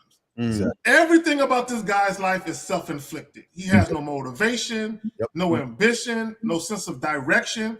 He's 30 years old. I would expect that from an 18, 19, even a 20-year-old to one degree or another. But 30, nigga? Right. 30? And you still don't know what you want to do with yourself? And that's why I asked him, did he drink or he smoked? Because I knew it. I knew this nigga had vices. There's no way a nigga with a clean mind would be sitting around what he do. He probably stay intoxicated. He probably smoking, drinking. Right. Probably do that shit all goddamn day. And they get angry and punch a wall. And he didn't even know what he was trying to be though. That was my thing. That's how I knew he's just a loser, because he just sits around and talk about his American nationalist and all this, and he doesn't even really know what that entails. How to get everything together. It's sad, man. That's why I say he has no sense of direction. He's grasping that shit to try and be a part of, because he ain't got no sense of direction. He don't know who he is. Shout out to the masculine identity. He has none. Mm-hmm. He don't know who he is. And I promise you this, that lady and him got in many arguments about his drinking and smoking. I promise you they got into arguments about that shit. Like, you just laying around. Every time I come, you laying in your drawers, puffing on a blunt, alcohol, beer cans all over the goddamn place. I bet you that's what the nigga was doing. But anyway, man, y'all got it. We got calls. So 407, you're on live with the Real Game No Theory panel. Name, age, and city. How can we help you? 407. Hello, is that me? Yes, that's you. Can you hear me? Okay. Yes, we hear you. I'm David. I'm from Romania, and I'm 27. All right. How can we help you, bro? No. Romania in the building. First thing I wanna say hello to the panel, and I wanna pay my respect. But my one question is, how do I stop being a bitch about women? I mean, how do I stop caring? 1950, this shit kind of question, bro. About the outside. Hey, we got the perfect guy for you. He's honest. I like that. How do you stop what? Caring about the outcome? The bitch inside of him. Yeah. You've already failed, sir, because you're asking the wrong question. The question isn't how do you stop being a bitch. The question is, where do I go on Real Game No Theory to find a coach to help me see myself first? Well, no, because you're asking us how you do heart surgery, and you want us to answer that shit in one question, and that's your fail. It's not how do you be, you know you are. So it's not a how, it's a who. Say that one more time, Steve. It's not how you be, it's you know you are. Come on, Yeah, man. yeah. It's not a how. Don't look. You're asking the how. That's why you fail, because you were looking for a quick fix. It's who do you need to be under that you can find more of a connection to in these 6 individuals, sir. Facts. All right, so caller, who's coaching you? Yeah, okay. Caller, who's coaching you out of the 6 of us? It's you, Steve. I mean, I hit you up. I did a few with you, and in the end, it all went wrong when my narcissism came out on chat. And you got that talk. Basically, ask you a question: How do you deal with?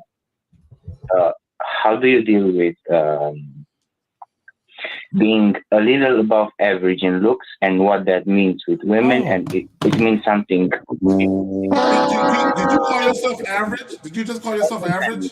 No, he said a little bit above average in looks. Yeah, and that's a disadvantage in my eyes with girls. Wait, hold on. What's the disadvantage being above average in looks? Yes. Who said you above average in looks? My experience. No, who told you that though? Well, okay. Nigga, did you sigh? Did you sigh when a man asked you a question? This nigga went. That nigga, no, 50. That nigga, what are you letting out? That nigga heavy side. It was a heavy side, bro. Come on, bro. What is that? So caller, who told you was above average in looks? Women. So women said to you, "Hey, you're way above average in looks." How many women told you that? A bunch. Like so you were dealing with women, talking to women, and y'all having conversations, and a lot of them were like, "Wow, you're above average in looks." That's what they told you. I mean, they didn't say it like that. They're Romanian. Right. How did they say it to you? Tell me exactly what they said. They said I'm handsome, or they said I'm something like that. But I always noticed it's a big disconnect there, because once I am that to them, they hold their guard up way higher. Guard. They don't like you, bro. I don't know what a guard is. Caller. No, probably. Hold on. So they tell you you're handsome, and they still don't want to fuck with you. Is that what you're saying? No. The ones that did fuck with me told me that, and I got that. He doesn't even cuss right. Street and sounds corny when he cusses. I also know that it's not. I don't say that to brag. Okay, I don't want you to take it as I'm coming here to brag. I still don't understand it. So what's your issue? What's your issue? If the women that saying they're handsome, you hooking up with them and everything is good, then what's the problem? Okay, well, for the first time of my life, I started my going to college, and the problem is in my group, I already being popular in my group, and you're a group leader on literally the most beautiful girl in my whole university, and the most popular at the same time. What? And I'm lost. He's the most popular. Wait, hold on. So you're at college, at university, and what happened? You said there's a beautiful girl there, and what? Like what are you talking about? Elaborate. Yeah. I mean, for the first time in my life, I hit on a girl with a very different role in society than I was used to. What?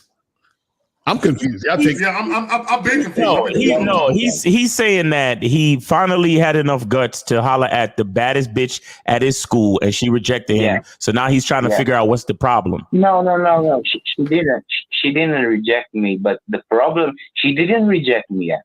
That's the thing. But so did you holler? So did you holler at her? Did you say something to her? Yes. And what happened? What happened? Mm-hmm. Well, we flirted literally in public in the front of the whole group. So what's the problem? You flirted in. So what's the problem? What do you need from us? Okay, then we linked on WhatsApp. What do you need from us? Caller. Caller. How can we help you? Caller? What's the problem? Give us the problem. She started in text. She started replying me. I'm sorry. I can't. 224. You're on live with the Real Game No Theory panel. Let's get your name, age, and city. How can we help you? Hey, how's it going, guys? It's Iron 21. I have two questions. Jacksonville. Wait, how old are you? You said 21. 21? Okay, good. Go ahead. 21. Yeah, no. So my first question, I have a business question, and second, I have a question about women. So my first question is, I recently just started my post-college job. I don't know if you remember I called. I ended up getting the job. The only thing is now that I'm going to start having income that's significant amount, I want to also start this digital marketing agency on the side. But the issue is it's a business-to-business type of direct sales that I would have to do with that. And since my job is 9 to 5 right now, I usually that's when other businesses are going to be able to talk to me. So I'm trying to figure out how to get around this matter where I can start get a virtual assistant. Go look up websites that can get you a virtual assistant, and then Pineapple Express. Yeah, people could call you and leave voicemails, and then you could answer the voicemails, or you can just communicate through email, and then you could just reply through email. Yeah, and while you're at work, use your lunch hour and your breaks to respond. Use your lunch hour and breaks to respond. Yep. Okay. It's just because I was just I know I can email back and forth and communicate with them, but at some point I'm gonna have to give them a presentation of the product and what the company does and the brands and actually talk with them directly to get them on my. Well, then what you're gonna have to do is you're gonna have to hire someone to do that for you. You understand it? Okay. Yeah. All right. So you're gonna have to train somebody to do the presentation you would do and have them do it when you can't do it and pay them to do it. Or you can figure out a way to update your marketing strategy where the presentation is in the marketing, so you could kill two birds with one stone, something like that. But you're asking us a question, but I don't think you've explored all of your options as far as creativity and how you can formulate your business. So you need to really look at your marketing, look at the structure of your business, and try to be more creative. What's your second question, though? Okay, my second question is, so I've been having a lot of girls just hit me up after we've met up or something like that, and but usually after I just respond back, it just feels like it just goes completely blank and I just get nothing after that. I don't understand something about you guys. You guys, as I told you before, we did a show, Lakara and I did a show. You guys always put up this front like you a fucking man until you open your fucking mouth. Now, I'll never say, listen, if you want to work out for yourself, get clothes for yourself and all of this stuff. But you guys do this shit for women and you play this front like you about the game. And then you open your weak fucking mouth and they see what you are. And they know you lack experience, you're weird, creepy, and there's nothing you can do for them. That's why they lose interest in you. So, Carl, you said that you would call them and they wouldn't call you back? No, I'm saying let's say we hung out one time or we met up one time, we hooked up one time or something like that. They'll hit me up sometime in the future. Then I'll just have a response to that message or something like that. I'll say something back. And then it just seems consistently recently, it's just we completely go ghost, nothing. Of course. So what are they saying to you and what are you saying to them? So, like, for example, sometimes they can be like, hey, how's your day going? Or, hey, I want to meet up again, or something like that. What? And then, I'll respond back. Great. How about yourself? No, hold on. Stop. Caller, stop. Caller, here. Caller, check this out. I heard you say that you hang out once or you hook up once, and then they contact you sometime in the future. How come you are not taking initiative and setting up the next date or setting up the next situation for you guys to hang out or meet up or whatever? Right. Well, usually, I know you guys say once a week, so I don't. Usually, they hit me up before that once a week. No. Stop. Once again, you are saying that they are hitting you up. I'm asking you, how come you are not taking initiative and setting up you can set up the next date on the date that you're on? While you're on a date with a girl, you could be like, hey, today's Wednesday. Wednesday seems to be a good day that works for us. What are you doing next Wednesday? All right, let's do this again next Wednesday. Right. Did you know that you could do that? Well, yeah. It sounds like you're waiting for them to set everything up. Bitches they're looking for leadership. They're not looking for dudes who want things done for them. Right. Yeah, no, it's not like I wasn't intending to hit them up. I was just going to set something up like in a week's time. But caller. Hold on real quick. Caller, let me say this, and I'm going to be brief and pass it back to my bros. You have to be assertive, and you have to be the take charge type of guy where you are always setting a woman's expectations for what it's going to be like to deal with you. If you're going out on a date and then you're like, oh, bye, good night, and then you wait days or weeks later to try and hit her up, or you wait for her to hit you up, there's no leadership there. Mm-hmm. And also you're showing that you're very indecisive, and you're showing that you don't know what you want. So if a woman is dealing with you and she doesn't know what you want, she's going to be unattracted to that. Because you don't know what you want, and you're not expressing yourself or verbalizing yourself to the woman to such an extent where she knows what the fuck you want. There you go. Right, and call it. Go ahead. I was gonna say, because you said that she would hit you up talking about, hey, what's up? How's your day? And then you responded, what? What did you respond? Sometimes I was like, hey, how's it going? I'm doing great. When are you free to get together next? Something along those. Right, and then you say she don't say nothing after that. Yeah, it's been like a consistent thing that's going on. Like it's like a pattern. I don't know. It's like I've been going through these different things. It's like a pattern of that. Something. Right. You sound like you need to be more assertive with your shit. You should be like, yo, listen. First of all, you should be trying to holler at them to set something up anyway, like Miles was saying. But two, if they hit you up, you say, yo, let's meet up this day or this time.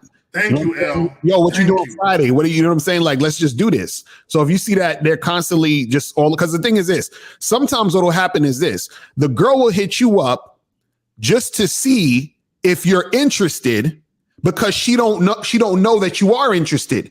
But now she's not really interested in you anymore because she thinks that you were trying to ignore her, but she was just hitting you up for her to get like to confirm that you wanted her. Do you understand what I'm saying? So what I mean is she got back to you to say, hey, what's going on? And you were like, hey, what's up? When are you free? And she's like, okay, good. I know that he wants me.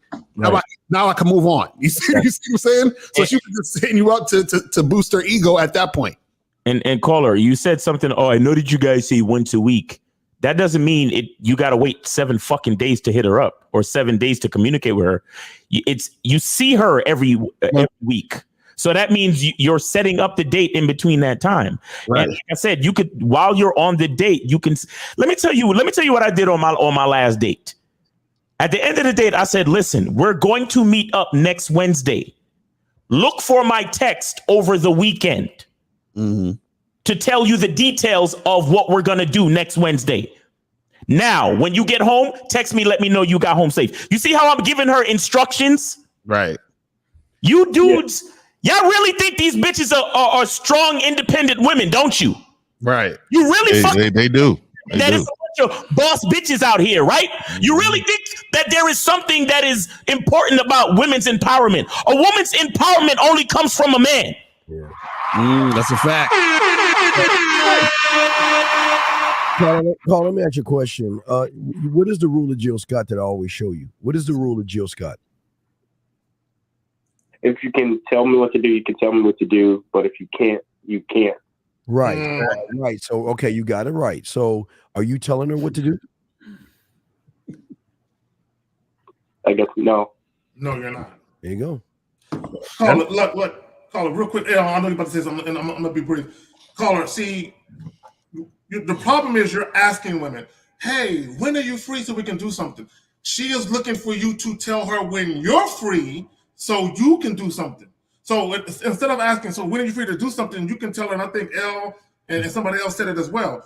You can just say, "Hey, I'm free Friday around 9:00. Are you available then?" She wants you to already have a plan. Because what you're doing, and you don't realize it, you're leaving it up to her to make decisions. Women don't like making decisions. They really don't. They don't. They want you to do that. You the man, you lead. You make the decisions. Tell her where to be. Tell her what to wear. Give her all the specifics. Lay it out for her, and then let her decide whether or not she wants to partake in it. Yes, she want to be the passenger princess. What I also had too, Carlos, I like what K Zagan said earlier about you're setting the expectation of what it's like to mess with you. Facts. There's no surprises. There's no excitement. There's no thrill. There's nothing to look forward to because you're always reciprocating off of her. Hey, when are you free? Let me know so we can do and figure it out to do this. Like that's so ambiguous, so vague. It's nothing to look forward to. But you say, hey, I'm coming to pick you up, but such and such, be ready in such and such time. We're gonna go here. You ain't gonna tell her what y'all gonna do, but if she wants to know, then you can let her know. When you have all that prepared, you're a man of action. You're a man of decisiveness. Mm-hmm. All she got to do is say, hey, whoa, I'm here for the ride. You know what I'm saying? I'm here for the thrills and the excitements that I'm experiencing when I'm spending time with him. That's it. Yeah, that's all I want to say on that. All right, caller. Yeah. Oh, no, caller. I have one thing. Okay. She will also make herself free when you say you're free if she really wants to spend time with you. Remember that too. So all this, when are you free? What are you doing? Blank and blank. Nigga, she doing whatever you doing and she free whenever you free when she really like you. Right. That's facts. All right, caller. Right. All right. Thank you guys. All right, appreciate you, man. Take it easy. Get some coaching.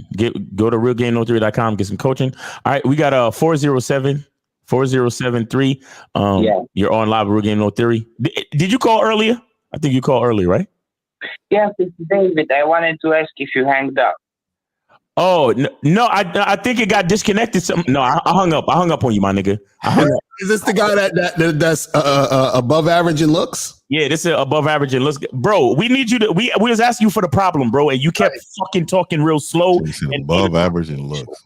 Okay, so I hung up on you. So I hung up on you. And I'm gonna be straight, okay? Yes, please get to the point. Thank you. Okay. One.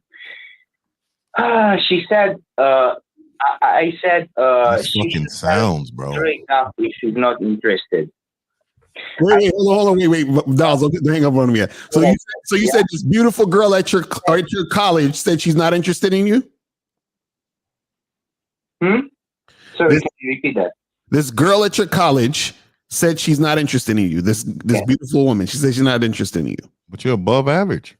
No. She kept playing. She kept ignoring my ask for like my CTA, like let's have a call. I said that, and she kept playing around, and I said, look, if you're not interested, just give it to me straight up because I deserve that. Because I also. Oh my God! This motherfucker. Are you entitled to that? Okay. After you said that, what did she say? What did she say after you said that? I want to add this in here too. Carla, had you called her and she answered, that would have skipped this whole back and forth bullshit. What did she say, Carla? She waited like a day and then she said, but why? Don't you like the suspense? Oh, nigga. She got you around her finger, man. I hope y'all see why I hung up. She got you around her finger, man. Caller, okay. Why the fuck are you still talking to this woman? Or about this woman? Right. I thought of guys with above average looks didn't have these type of problems. Exactly. Caller, why you still talking to her? Caller, how attractive is she? Come out and said no. Huh? She didn't do that. She didn't do what? She didn't do what I told her there's never gonna be a problem with us, with her telling me no. We're gonna be just friends. So tell me no if you're not interested. She did not do that. That's what but I didn't keep hitting her up, you know? Okay, wait. Hold on. I caught something. So you said you don't have a problem with her telling you no, and that you guys can still be friends? Is that what you told her? That you can still be friends? Yes, it's fine. Okay. Caller, you want to be her friend? No, I said colleagues. I'm sorry. I said colleagues. Colleague. That's different. You want to be her colleague? Why do you want to be her colleague? I don't want to be her colleague. Okay, because I know that, especially at the beginning, she knows we're going to be there 3 years, right? And maybe she doesn't want to say no directly because she wants to maintain a cool relationship. So she can use you. So she can use you. Yes. But again, caller, why are you still thinking or talking or wondering about this woman? Why haven't you spoke to another girl at your university? It's above average look. She's like the baddest in my whole universe. Oh, the baddest girl in the universe. Oh my God. Wow, that makes it different. Of course, caller. Yeah, listen, caller, you know what you should do? In looks, he gotta get her. Right, caller. That's what you should do. You should keep hanging out with her. Be her colleague. Be her friend. Go to all the club meetings. Go to all the parties and stuff. Watch her dance and talk to other guys. Have her call you on nights when the other guy didn't want to be with her and everything, and cry to you and do all that other stuff. Is that what you want to do? No. You know what I want to do? Okay, this is number 2. I want to ask Steve, what does it take for me to get back on your student list? Yo, I told you, you ain't built for this. I know I'm not okay right now.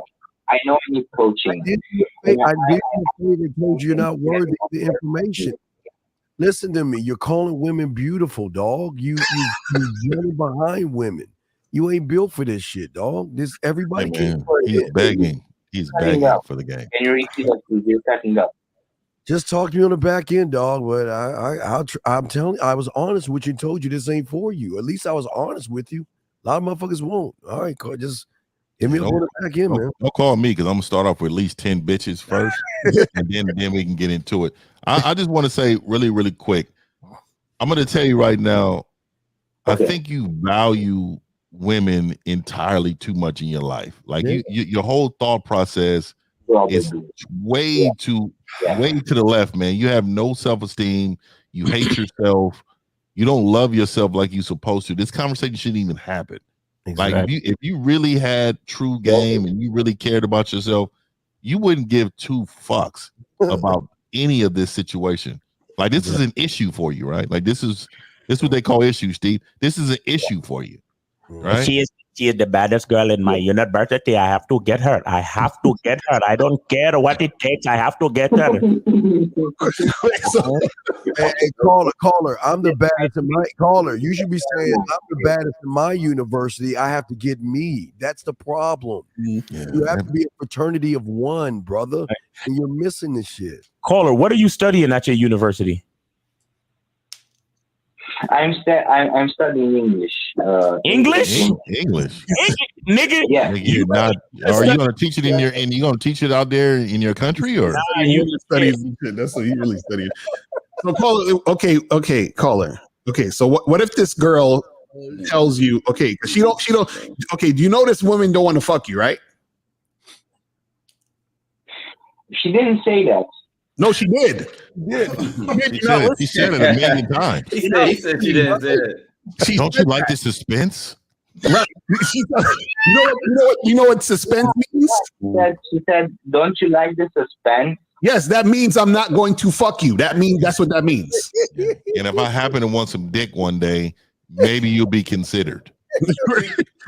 Caller, what she wants to do, she doesn't want to tell you no. She wants to keep you thinking that fucking her is still a possibility, so you can continue sipping like you are. Right. Right now, but bitch, I love suspense, bitch. You will never ever see me again, bitch. Be very suspenseful about that. You know what this nigga you know what you gonna do a Bollywood you gonna have to do a Bollywood routine before the sex scene.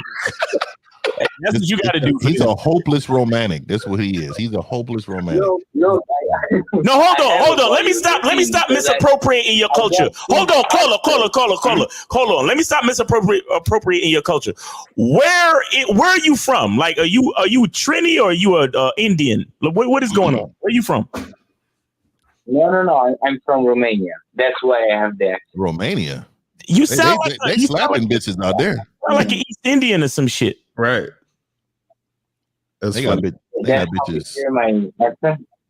got bitches in check out there in Romania. They got That's bitches crazy. in check. But listen, man. They're baking bread out there, boy. Stop pedestalizing women. Stop pedestalizing. Hey, caller. Stop pedestalizing women. Talk to more women. I'm sure that there are other women on the campus who are as good looking or decent enough for you to holler at, man. Give yourself a chance with other women, bro. All right, and take it easy. Because I can't. All right, 559. You're on live with the Real Game No Theory panel. Name, age, and city. How can we help you? So with it, man. This B down, man. 29, man. I'm out here in LA, but I want to really, I don't got no question, but I want to run something by you niggas, man, because something just happened. That was kind of interesting to me, man. Now I work out at this gym. Basically, you got a lot of old attention whores out here. Call it. First, welcome to the show. Allow us to help you out here. If we ask you what 2 + 2 is, just tell us the 4. Don't tell us about Miss Crabtree and how you gave her an apple and you stood in line. Just ask your question, buddy. We got you. Please, just ask your question. Is this Steve the Dean? Because I'm not watching you. I'm on the phone right now. I can't. No, Paul, we're just saying what's the question? What's your question? What's the issue? I said I was calling to run some by you. Okay, so get to the part. All right, caller. Get to the part that you want to run by us, and if we need any other details, then we'll ask. But just get to the very part that you need help with, or that you want to run by us. Go ahead. Say I needed help. I'm saying I'm running some by you. Okay, so this is what's going on. What happened was I work out at this gym. The manager of the gym is this older bitch, man, and the bitch might be about 45. Okay, so what happened? Just tell us what happened. Cut this shit off, man. Stop cutting me off, man. All right, there we go. I know he is. He that bitch ass nigga that be calling in. I'm gonna tell you, man. That's how LA cats be talking, man. They be talking like they're just hella tough. And I got time today, man, motherfucking LA. Miles, do we got any other calls, bro? Nah, we good on calls for now, man. Let me say this. Okay, I'm about to. Let me just say this real quick for the brother that just called and people that do what he do. Get to the fucking point. We don't want to hear your fucking story about what happened the other day. Right. Let's just get to the point, and like Miles said, we'll ask you the qualifying fucking questions surrounding your fucking story to help you out. Right. We don't want to hear you go on a 5-minute fucking tirade and vent to us about how a bitch did you dirty. Well, come on, man. Hey, man. Hey, so, I just want to say, man, Ty is my nigga, man. So I had to bring this up. I just want to talk to my nigga real quick. I was want to say my nigga Ty. What is in the bag, my nigga? That's all I'm. It's sword. Everything that needs to be in there. That nigga got chapstick. Now he got the chapstick in there. It's the Bible. He said a Bible in there. What did you get the Bible in there? Yeah, Nah, on some real shit. I seen a nigga pull out some hardware out of one of them motherfuckers. Yeah. They got a lot of hardware in them motherfuckers. But my nigga Ty is the smoothest nigga on the Instagram, nigga. So I had to ask my nigga. My nigga be. I tell you, if you go to that nigga Ty's IG, my nigga is the smoothest nigga on the Instagram, nigga. I'm telling you right now, nigga. Check the nigga out. Check the nigga out. I'm proud of my young nigga, man. But I had to arrow point. That nigga had lip balm in there, nigga. I don't know what he got going on in there. They said you got 2 extra do-rags in there and wedding brush and some grease. 2 extra do-rag facts. Let's get this call. 559. You're on live with the Rookie No Theory panel. 559. You're on live with the Rookie No Theory panel. Bitch niggas, I just called. Oh my nigga. Why you calling back? Why you calling back, nigga? Keep him on for a second. Keep him on for a second. Hold on. Caller. What? Just get to the point. Get to the point so we can help you, man. Go ahead. Get to the point of what I'm talking about right now. I'm gonna get to the point of what I'm talking about right now. Go ahead. I want to see. I'm gonna tell you. I'm gonna ask you niggas this. You niggas think that, you know what I'm saying, y'all niggas got all this game and shit. But you're calling us. Wait, Mr.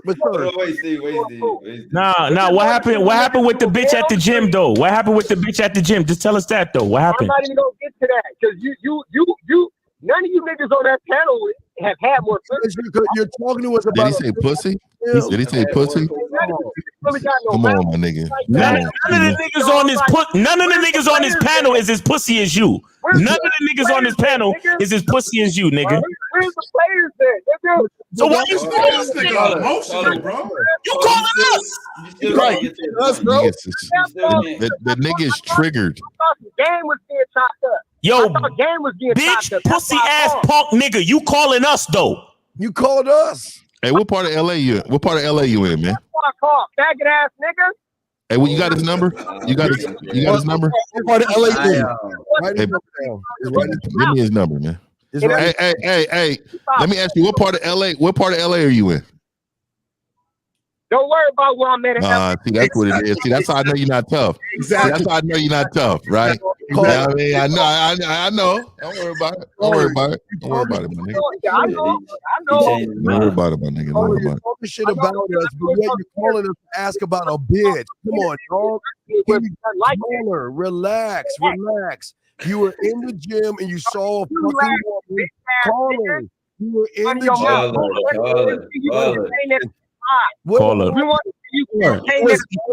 You was in the gym, caller. You were in the gym. Caller. You were in the gym. Stay focused, nigga. You was in the gym and you saw an old bitch. Now tell us what happened. You was in the gym and you saw an old bitch. Tell us what happened, my nigga. It's okay. Tell us what happened. Tell us what happened, son. You was in the gym and it was an old bitch. Tell us what happened, caller, so we can help you. So we can help you with your life. Caller, you need help. Caller, you need help, bro. You need help. That's why you're calling in. Everybody on here is ugly. So you judging niggas? You judging niggas? What guys you think are cute then? What's going on? Yo, what happened with the old lady at the gym? Yes, queen. Yes, queen. I just want to say, as a Philly nigga, we get our mouth start getting crazy aggressive. Yeah, that nigga ain't take one breath. He ain't pause one time. He ain't skip a beat. Bro, he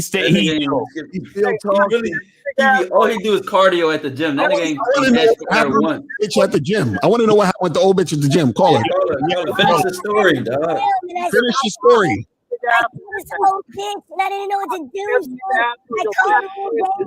Call her. What happened with the girl at the gym? What happened? What happened with the woman at the gym? I beat your ass. What happened with the woman at the gym? What happened with the woman at the gym? Caller, what happened with the woman at the gym, caller? What happened with the woman at the gym? Hey, I just want to say this really quick. You see how we're not triggered by this nigga's emotions? He ruined his whole day. I'm about to have a great day today. This nigga's over there blowing a vessel. I'm gonna get the next caller. 646-646. You're on live with Real Game No Theory. Let's get your name, age, and city. How can we help you? Hey, shoot that number to me, Mel. Oh, yeah. He sent it to the group text. Yeah, the group is on the group. All right, so we got 240. Nigga. 240. Is this 50?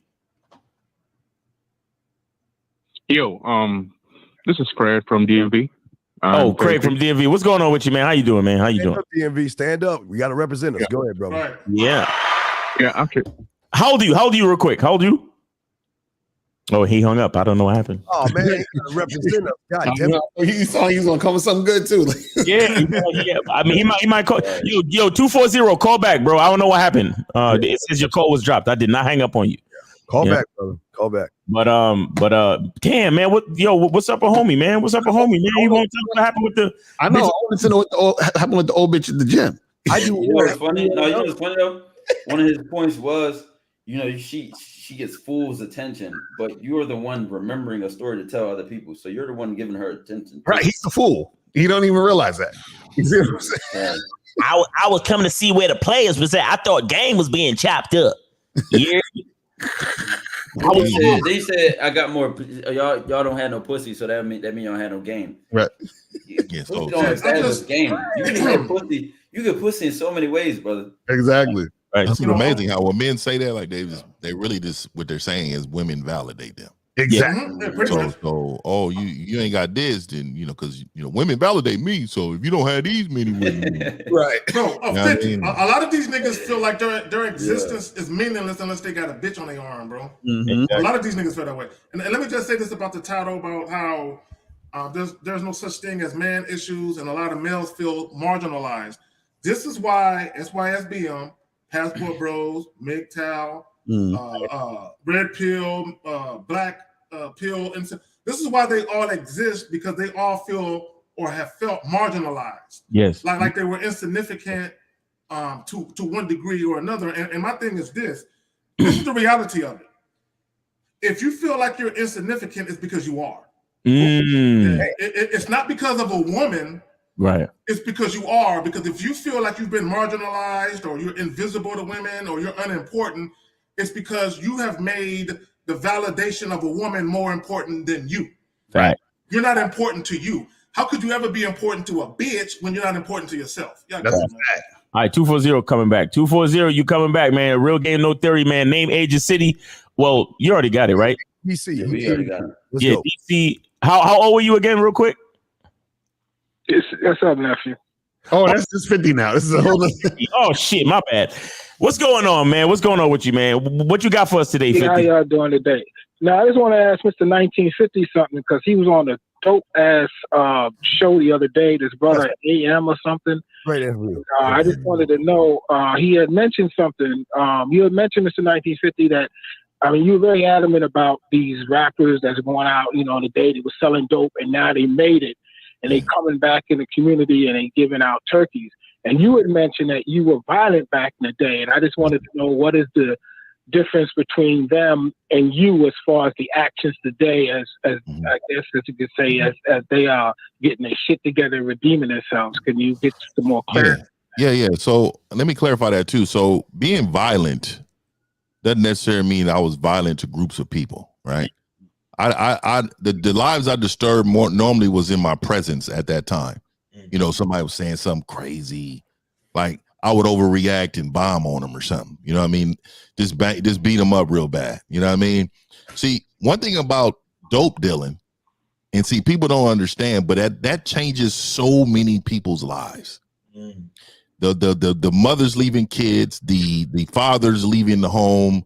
The kids are affected now. The generational, people talk about generational wealth. Well, generational of toxic mindset happens.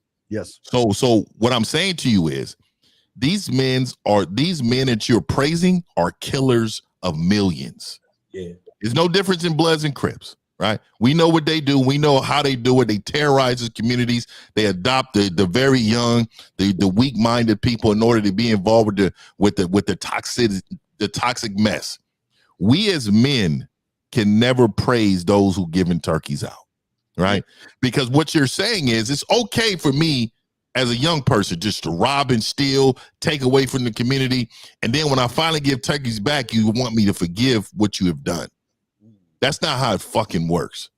At the end of the day, people complain about our communities.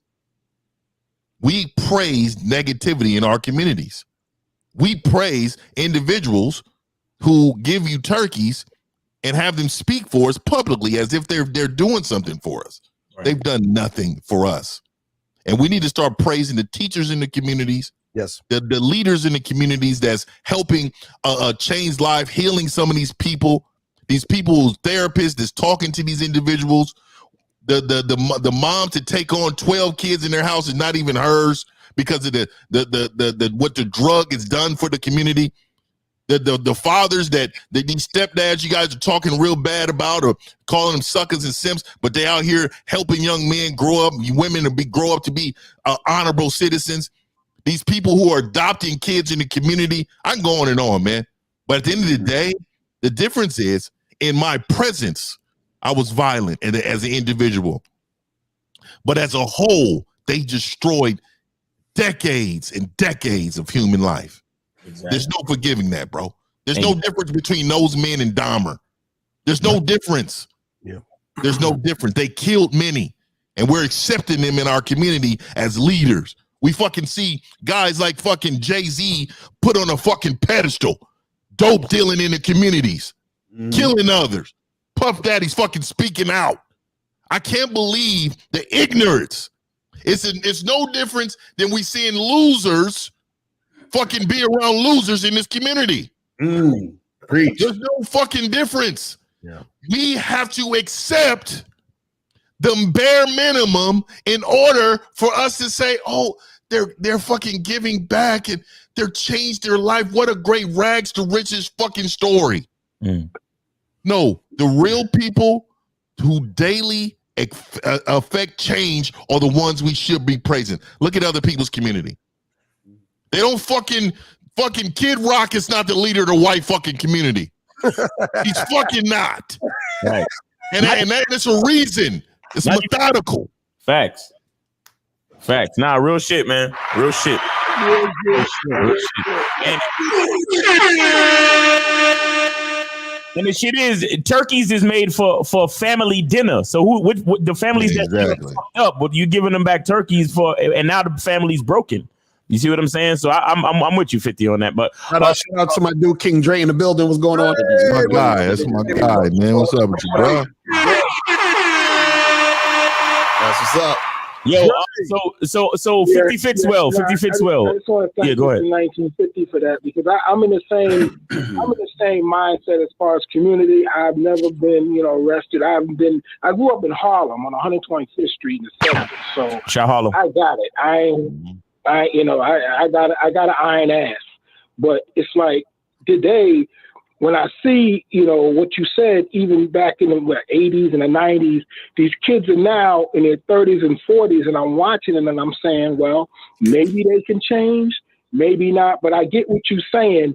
I guess it's just, just looking at them as a possibility. It's like when you do something like that, you get arrested and you go to the pen, you can never go to the White House. Just put it that way. So I guess there's a blemish on them from a community standpoint, looking at them like, well, Carl been selling dope all his life. Have you ever heard a dope dealer ask for forgiveness? I'm sorry? Have you ever heard a dope dealer ask for forgiveness? Never. You'll never hear it because they don't believe they did nothing wrong. Again, the accountability piece is never there. And you got to understand, too, at the end of the day, we as men need to praise those who've been running an honest act, an honest human being act to others as the top part of the game. Like it's just amazing. We gotta get away. We gotta get away from allowing people to give us images as actually who they are. Like Meek Mill and Jay-Z started this program. I know people who's a part of this program of change. That's great. That's great. But at the end of the day, the lives that you killed off, you can never get those families back. And those are the same people that we talk about that's ruining our communities, are the same people that they help ruin the communities because they took mom and dad away. We can never let that fucking shit go. We got to be bigger than that, man. All right, Unc, you good, man? Yeah, man. Yeah, thank you, Mr. 1950. I mean, I fucks with him because I looked him up. You do a lot of work, man. You know, there's a lot of stuff on the East Coast that need that type of energy you got, because a lot of people want to go out here with the blankets and and be all soft. But when you dealing with people like you deal with your clients, it's just coming home. I guess. Yeah, I mean, I appreciate you, man. I appreciate that, man. Yeah. To be honest with you, man. My next move is public speaking, and I'm gonna be going in communities and talking real shit to these individuals. We have to have a standard. Like as a man, we always talk about standard, right? We always talk about principle, standard, morality, all these things. As a community, we need to have a standard. We don't have a standard because we had a standard. As soon as they break those standards, they can no longer be in this community. And that's how others do. Yeah. That's how if you look at other communities, if they let these Muslims or these Arabs, they see some stuff going on in their community, they will cut your head, a leg, arm off. They do not play games because they understand the foundation is the recipe for success. Yeah. The foundation of that man, the foundation of the community is a resume for that man's success. And you got people out here blaming women that's out here booty shaking, all this old stuff, because the father is not being in the home who gives their daughter self-worth. Right. Like it's just, this is not the show, the platform. We'll rock another time, man. But I appreciate you calling in, man, and asking that question because, I'm fed up. I'm fed up, dog. By the way, I know I see it. And by the way, 50, this 1950, you're already public speaking. You're speaking to us, so you already there, bro. Just get a damn soap pop. I respect that, man. I appreciate it, bro. All right, Uncle. I'm gonna let you go, man. Appreciate you. Appreciate the call. 50 just went hard, man. 50 just went hard. Yes, sir. Yes, sir. All right, so we got 804. 804, you on with the Real Game No Theory panel. Name, age, and city. How can we help? Name, age, and city. Ryan. All right, age 18. Okay. And city, Richmond. You just made the cut, caller. You just literally made the cut. Yeah, you just made the cut, man. Right in the door. Yeah, let's get your question real quick.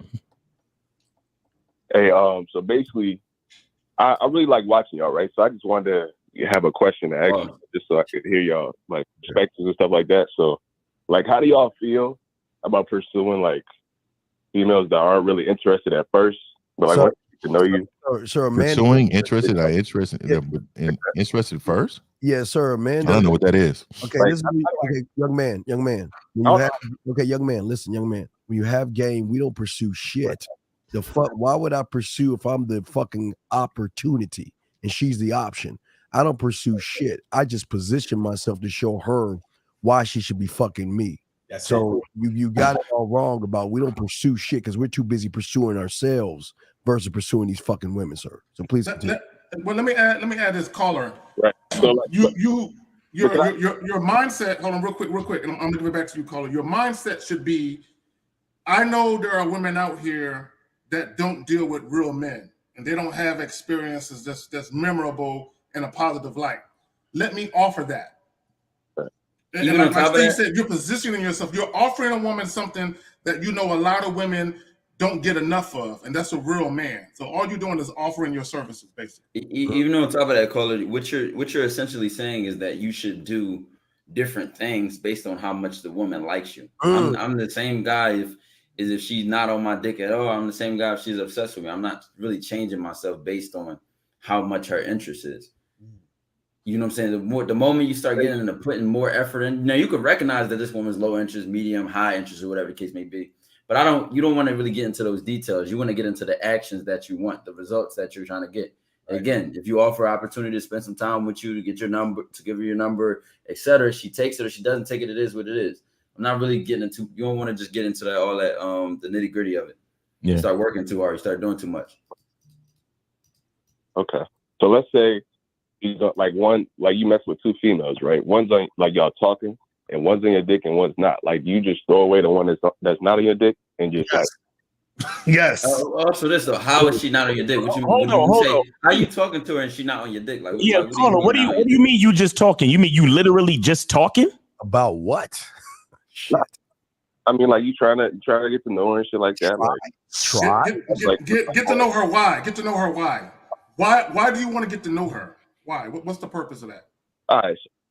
So the person the girl that's on your dick is like not as attractive as the girl. No. Okay, hold on. Let me refocus you. Why do you want to get to know the woman? What's the purpose? What do you hope to achieve by getting to know her? Thank you, Zach. That's a good question. What is like? Fucking God, you can't even answer the question. I mean, so wait, do you want to fuck this chick? Do you want to fuck her? He's 18. Let's remember, he's 18. So you want to have intercourse with her? You want to have relations? Well, then why don't you ask her what the fuck you want then? Yeah, so why I'm curious just to fuck? You just tell her you want to fuck. Just tell her you want to fuck.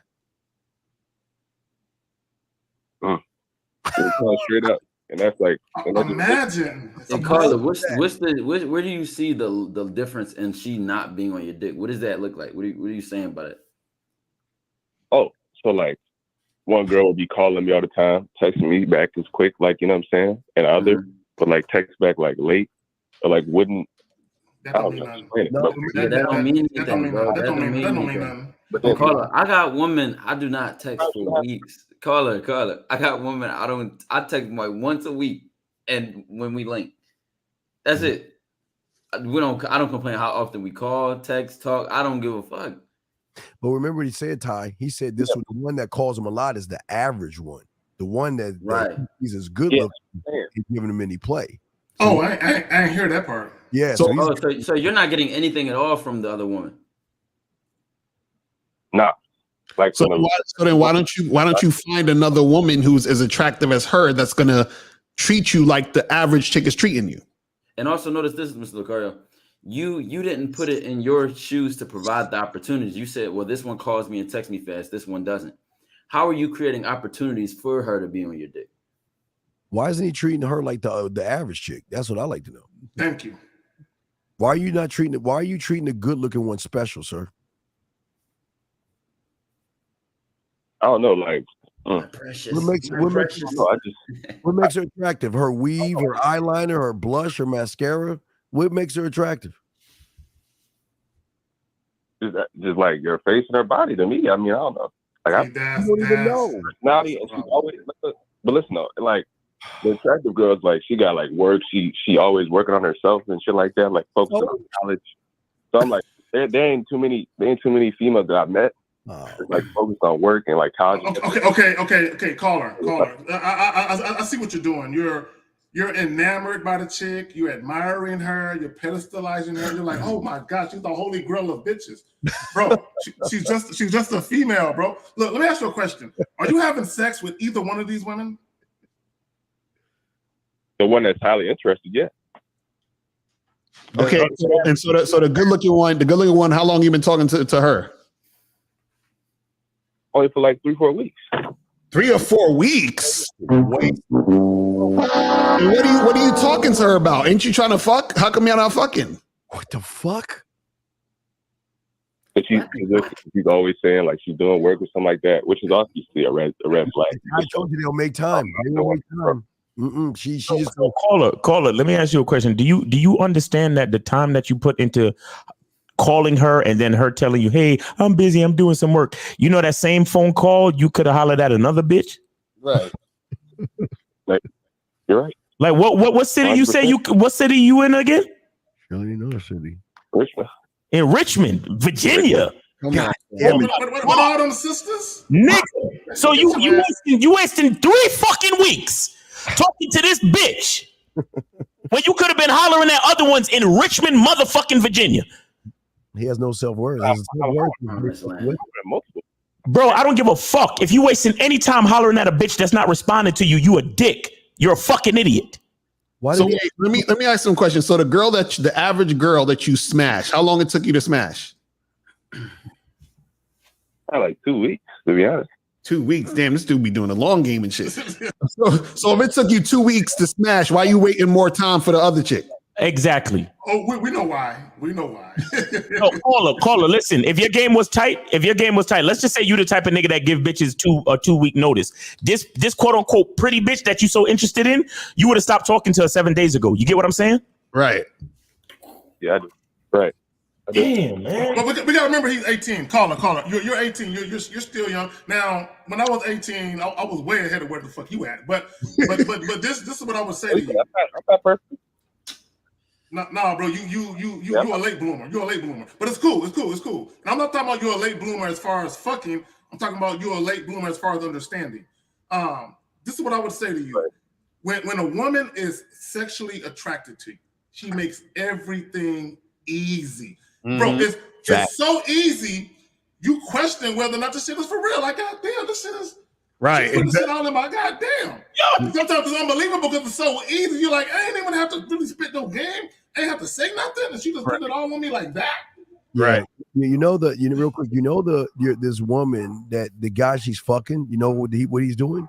He's putting his dick on the table and say, come get this dick.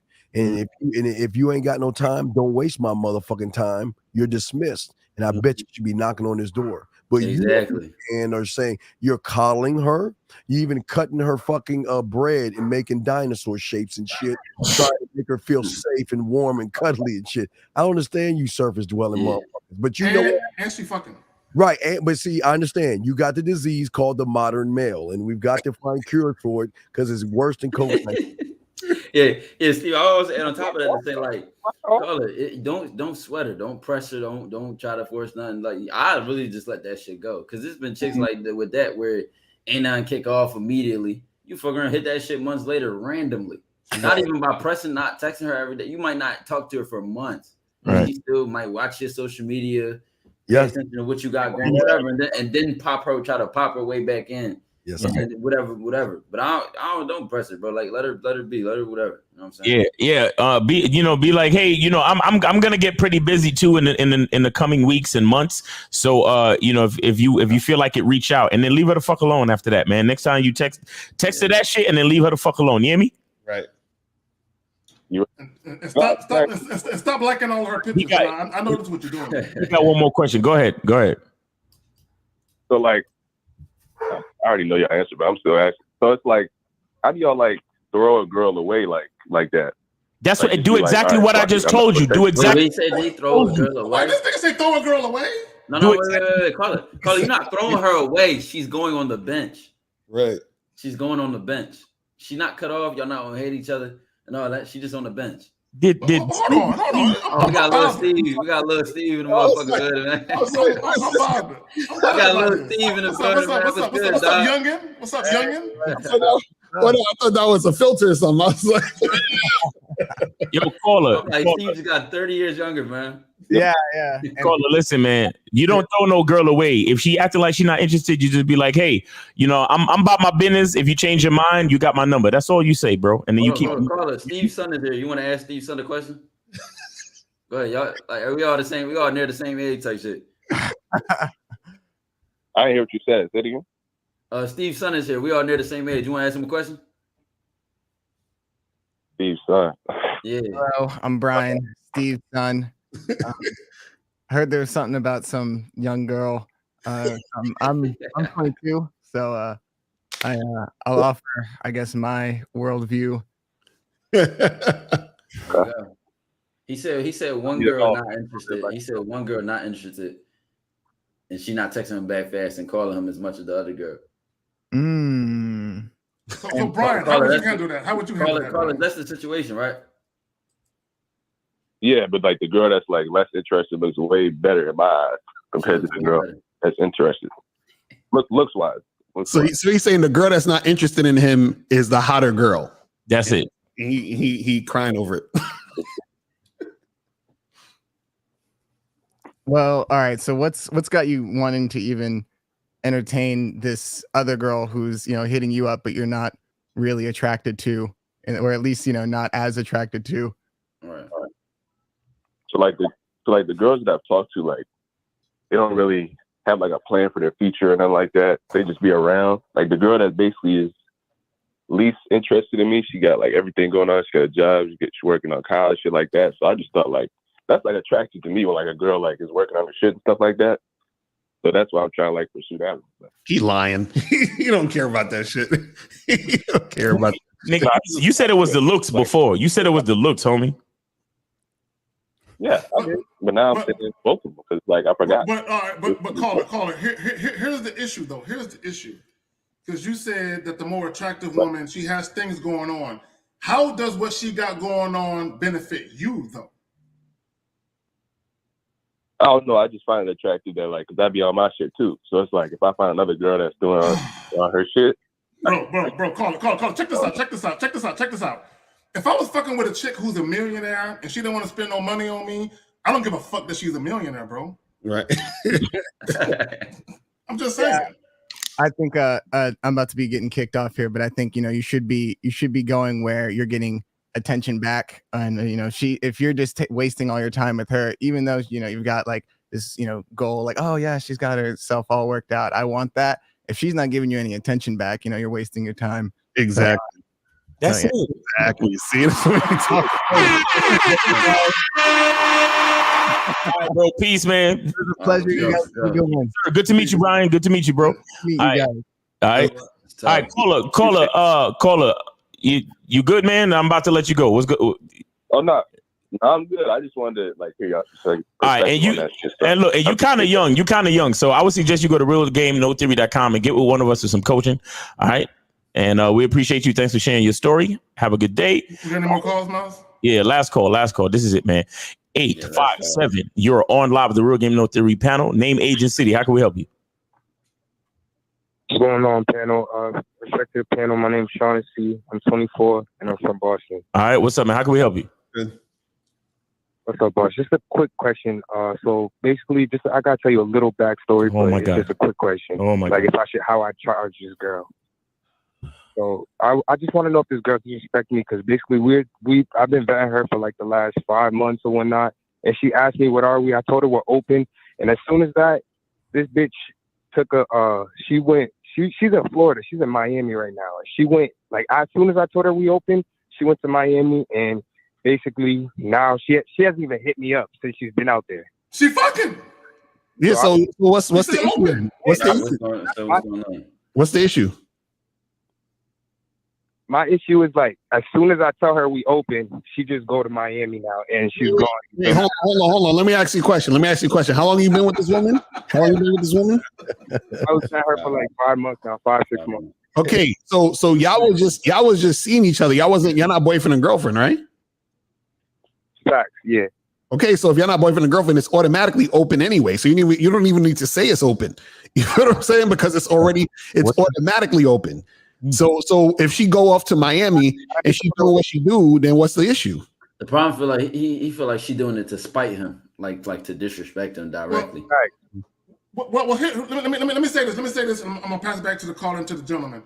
This is the problem with you guys. A lot of you guys, y'all would tell a woman, "Oh, our situation is open," because you want that freedom to fuck other chicks, but you never plan for the other shoe to drop, and that's her fucking other dudes. Exactly. And then when you get hit with that reality, you're like, are you fucking? Are you seriously fucking somebody else? You said it was open. So she said, deuces, I'm out. Right. So why you you in Miami getting dick, bro? Yeah, so what you upset about? You created your situation. Yeah, she doing exactly what you told her she could. But I think I feel like that's like it's another thing to be open, but it's nothing to be disrespectful. And not No. Your view is making it disrespectful. Yeah. In reality, what we could say is if you told her y'all were going to be exclusive, she might have went to Miami with you. She might not have went to Miami. She might be up under you right now. Who knows? But when the fact you told her is open and she would rather go somewhere else and not respond to you at all, you ain't really got it with her. Yeah, Caller. You ain't got it. Caller, here's the thing, big guy. You're not looking at the game as the way you should look at it.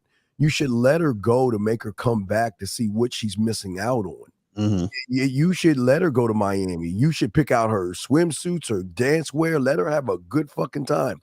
Because see, when you have game, she ain't gonna want to go too far because her going to Miami means that you're free to do these other fucking women that are waiting in line.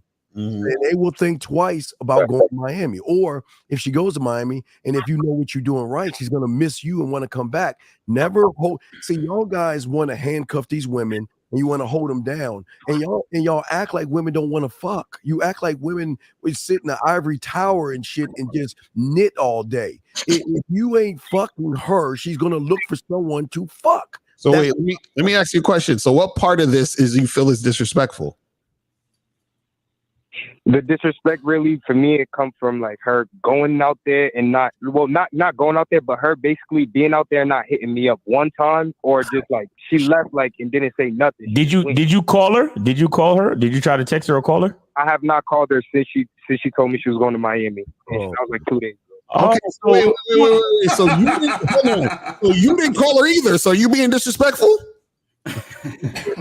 Nah, but my thing is like, what isn't she supposed to be on? Like, you feel me? She was, Okay, call her. Have you ever said this to your girl? Listen. I want to know that when we travel, I just want to know that you're safe. Hit me up when you land, so I know your plane landed safely. Did you say anything like that to her? Nah, I didn't. Yeah, you're not setting no rules because you're not a man. Right now, you're responding like a male. You're not setting rules. You know why? Because the moment she said she was going to Miami, he was already in his. He was already in his fucking. Yeah, you already pissed at her. Just be real, bro. He was pissed that she was even going. Right. And hold on, Miles. She told him he was going. Yeah. So that gave him an opportunity to say exactly what you just said. Exactly. So after she told you she was going, what did you say? Yeah. When she told me she was going, I was like, damn, like you got money to just do that shit. That's crazy. I told you he was in Bro, you a cornball, man. No, that's corny. That's corny. Hold on. All right, hold on, Carla. I ain't gonna roast you. Are you proud of the way you handled that? I'm really not. Now that I'm talking to y'all, I'm not. Yeah, bro. That was bitter. That was like spiteful and sassy. Whenever a woman tells me she's going out, you know what I say to them? Be safe. Have fun. Right. I gotta ask him something real quick. So throughout this 5 months, was there ever a time where y'all texting and calling each other every day? Yo, I'm not gonna hold you. In the beginning, yeah. Then I found out who the panel was, and I learned that's just not the shit you're supposed to do. So I tried. So y'all wasn't texting each other every day after a while, right? It was kind of like I hit you up, and this week we hang out, stuff like that, right? Yeah, once I started smashing, for sure. Yeah, I stopped all that texting and calling. Exactly. Okay, so it's the same thing, bro. The same thing is happening. She's in Miami. Where you at?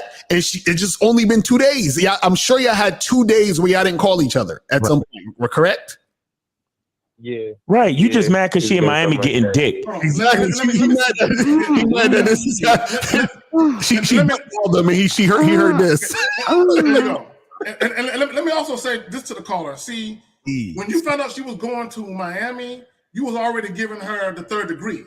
Right. So of course she ain't gonna call you because she don't want you to ruin her fucking good mood. Exactly. Like, I'm not gonna talk to him. I'm trying to enjoy myself and get this dick out here. Exactly. And she don't want you to fuck up her mood. Yeah. Caller. You know how I know you in your feelings? Because when you said it earlier, you made it sound this is how you made it sound. Like when she said, "What are we? How what our relationship is like?" And as soon as you said we're open, you made it sound like she dashed to the fucking airport and just got any ticket to Miami. But I know it doesn't work that way. She must have had a plan and bought her ticket in advance, homie. And what you were supposed to do was say, hey, have a great time in Miami. And, just because I care about you, when you land, let me know that you got there safe. And she would have hit you up, let you know that she got there safe. And then that would have been the end of it. Right. And then let me know when you get back. And then when she get back, you be like, yo, I'm trying to smash. When are you free? Blah, blah, blah. And then you just continue on with life as usual. But you're in your fucking feelings. Let me tell you something. Bitches is gonna get attention and dick and all that other shit. They gonna get it, bro, no matter what you do. Yeah. So get out your fucking feelings and understand that it's a reality of the game. While she's in Miami, guess what you're supposed to be doing? Hollering at the bitches around you. That's what you're supposed to be doing. But he's not. And that's the problem, man. He said, this is unfair. It's supposed to be an open relationship. She fucking, but I'm not. Right. And he feels some type of way about that type of shit. And that's the issue. A lot of guys, they be talking all that shit, but then when it comes down to it, they feel some type of way because they're not on the other side of the spectrum getting they shit popping, and they know the girl is getting her shit popping. So it's like, oh shit, like what did I just do? But this is the problem with this situation. This not even your girl, bro. So y'all aren't even together. So now you acting like a jealous boyfriend. And you're not even a boyfriend. Like a husband or some shit. I mean, but I didn't try to show her. I didn't try to show her that energy though. That I was jealous. I was just like, yeah, you are showing that. You did. I asked you what you said when she told you she was going to Miami, and that reply told her that. Damn, you got money like that to go to Miami. This is the thing. You know why I don't respect it? Because you care and you're hiding it and fighting it, and now it's coming out as some bitter like hatred towards her, rather than you just saying, no, I don't want you messing with other guys. I don't want you out here doing all this. Rather than just keep it real, you'll rather be bitter and hateful and spiteful and like ill towards her. Just keep it real. If you fuck with her, you in your fucking feelings about her, and you don't want to fuck with no other nigga. Be honest about it. Yeah, you can't even be real.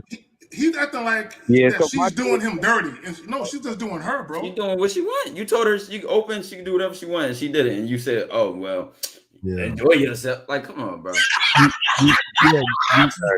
you see that you're the woman in Sassy, all that. Yeah, come on. I'm saying basically, y'all wouldn't charge her because she didn't do nothing wrong. She didn't do nothing wrong. Bro, she doing what you told her she could do. She asked you.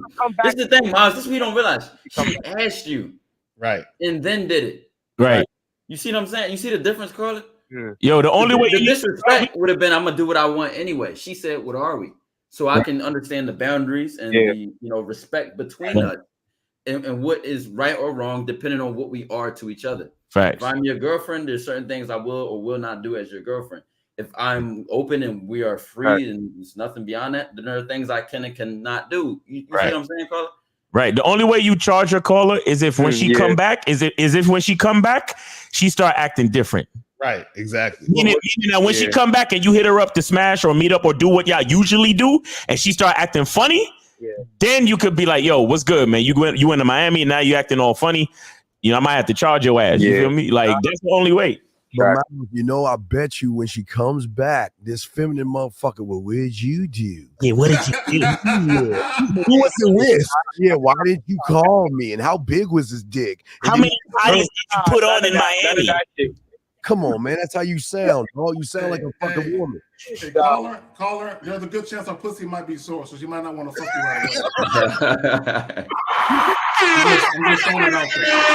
That's a fact, though. Yo, he gonna try to set something up as soon as she land. As soon as she land, he gonna try to set something up with your bitch ass. You know you gonna come over to my house right now, right from the airport. You had that blue light to see what war wounds she has. Oh yeah. See, she gonna be in the dark room with the blue light, like fingerprints. Like, oh, who shot that buckshot? Who shot that one? Yeah. See, look, listen, bro. The bottom line is this. You cannot, if a bitch is a free agent, you can't get mad at her doing what she's doing. If she's doing things as a free agent, then she's doing things as a free agent. Now, if you created some type of boundaries or some type of rules, or you had her sign a contract, which you didn't, only when she signed a contract does she have to keep the agreements inside that contract. You didn't do any of that. You understand? You didn't even set up a courtesy contract, like to say, hey, when your plane lands, let me know that you're safe. Like, that's just regular ass shit, and you ain't even do that much. Why? Because you're not focused. Like, you're not man. You're not on some man shit, bro. You're just you're just trying to, like, you're very immature with the shit, bro. But maybe it's the culture. Be safe. Bare minimum. Didn't even tell her to be safe. I'm with Miles on that. Call her. I'm with Miles on that. That's like a cup of water at the door, bro. Like, exactly. You living like a barbarian, brother. You living very barbaric. Yeah, but he's got all his eggs in one basket. You can tell he ain't got no other bitches. That's why. Exactly, Steve. Exactly. So what he's doing? No. That's why I said Carly should have done with the. All right, listen. No, have fun in Miami. Like that shit. How many women are you talking to? How many women are you smashing right now? Wait, hold on, Miles. Let me key you up. Hold on, Carla. Go ahead and tell us how many fucking women you have. Go ahead. Yeah, how many women you smashing right now, Carla? I'm smashing 2 right now. Her and the other girl. Why the fuck you lying? Why you always lying? Oh my God, stop fucking lying. If you're fucking other women, then what makes this woman so special that you worried about what the fuck she doing? Are you worried? Hold on, caller. The other chick you're supposedly, allegedly fucking, are you worried about what she doing? No, that's why I told him we're open, Zach. But listen, Zach, my thing is, I feel like it's just a respect thing. Like, if you get up there and hit me up, you know what it is. You're supposed to hit me up, tell me you land. You didn't. Wait. Hold on. She's supposed to do what? Isn't she supposed to tell me she landed? Like, what's up? How you doing? No, that's not. Listen. Understand this. That is not your girlfriend. So now she don't have to do shit. So now what happens is, because y'all just hooking up and y'all seeing each other, if you want her to text you when she lands, guess what you got to do? You got to say that to her. Hey, when you land, text me. Yes. If you said that and then she didn't, then you could say, okay, that's kind of disrespectful. Do you understand that? Yeah. Now, he thought they were official. That's what he thought. I don't know what to do. Nah. Can I ask something real quick though? Yeah. Real quick? So basically, yesterday I was in the club with my boys. It was it was a crazy with your loser friends. But that's not really my thing. But I want to ask, does the approach ever change for white girls? Well, Hold on. Why would it? Why? Because I went like 1 for 10 yesterday. Well, you a 1 for 10 type thinking, nigga, man. No, fair, but I just never it's just harder for me to bag the white shorty than it's not. Bro, listen, white girls go the easiest. Damn, dog. Wait, caller, where do you put white girls on the list? Are they the baddest, or where they at on the list for you? Nah. I'm black and Spanish and Cape Verdean first. Black, Spanish, Cape Verdean. All right. So you say you went 1 for 10? Oh, Jesus. Yeah, something like that. Something like that for sure. What's wrong with that? Yeah, what's wrong with that? What's wrong with that? That's not bad. I'm not wrong with it, but my thing is damn, I'm white. I don't know if you're just supposed to say more. Weller. Okay, you have the disease called the modern male. Yeah, he's in his feelings. Well, you need it. Yeah, you are definitely in your feelings, and you're making everything about a race of a woman. Let me ask you a question. Is the letter A the first letter in the alphabet, sir? Yes or no? Yes. Does A have to change itself for anybody, or do you have to learn it? You have to learn it. Right. Is A the letter A in winter, spring, summer, and fall?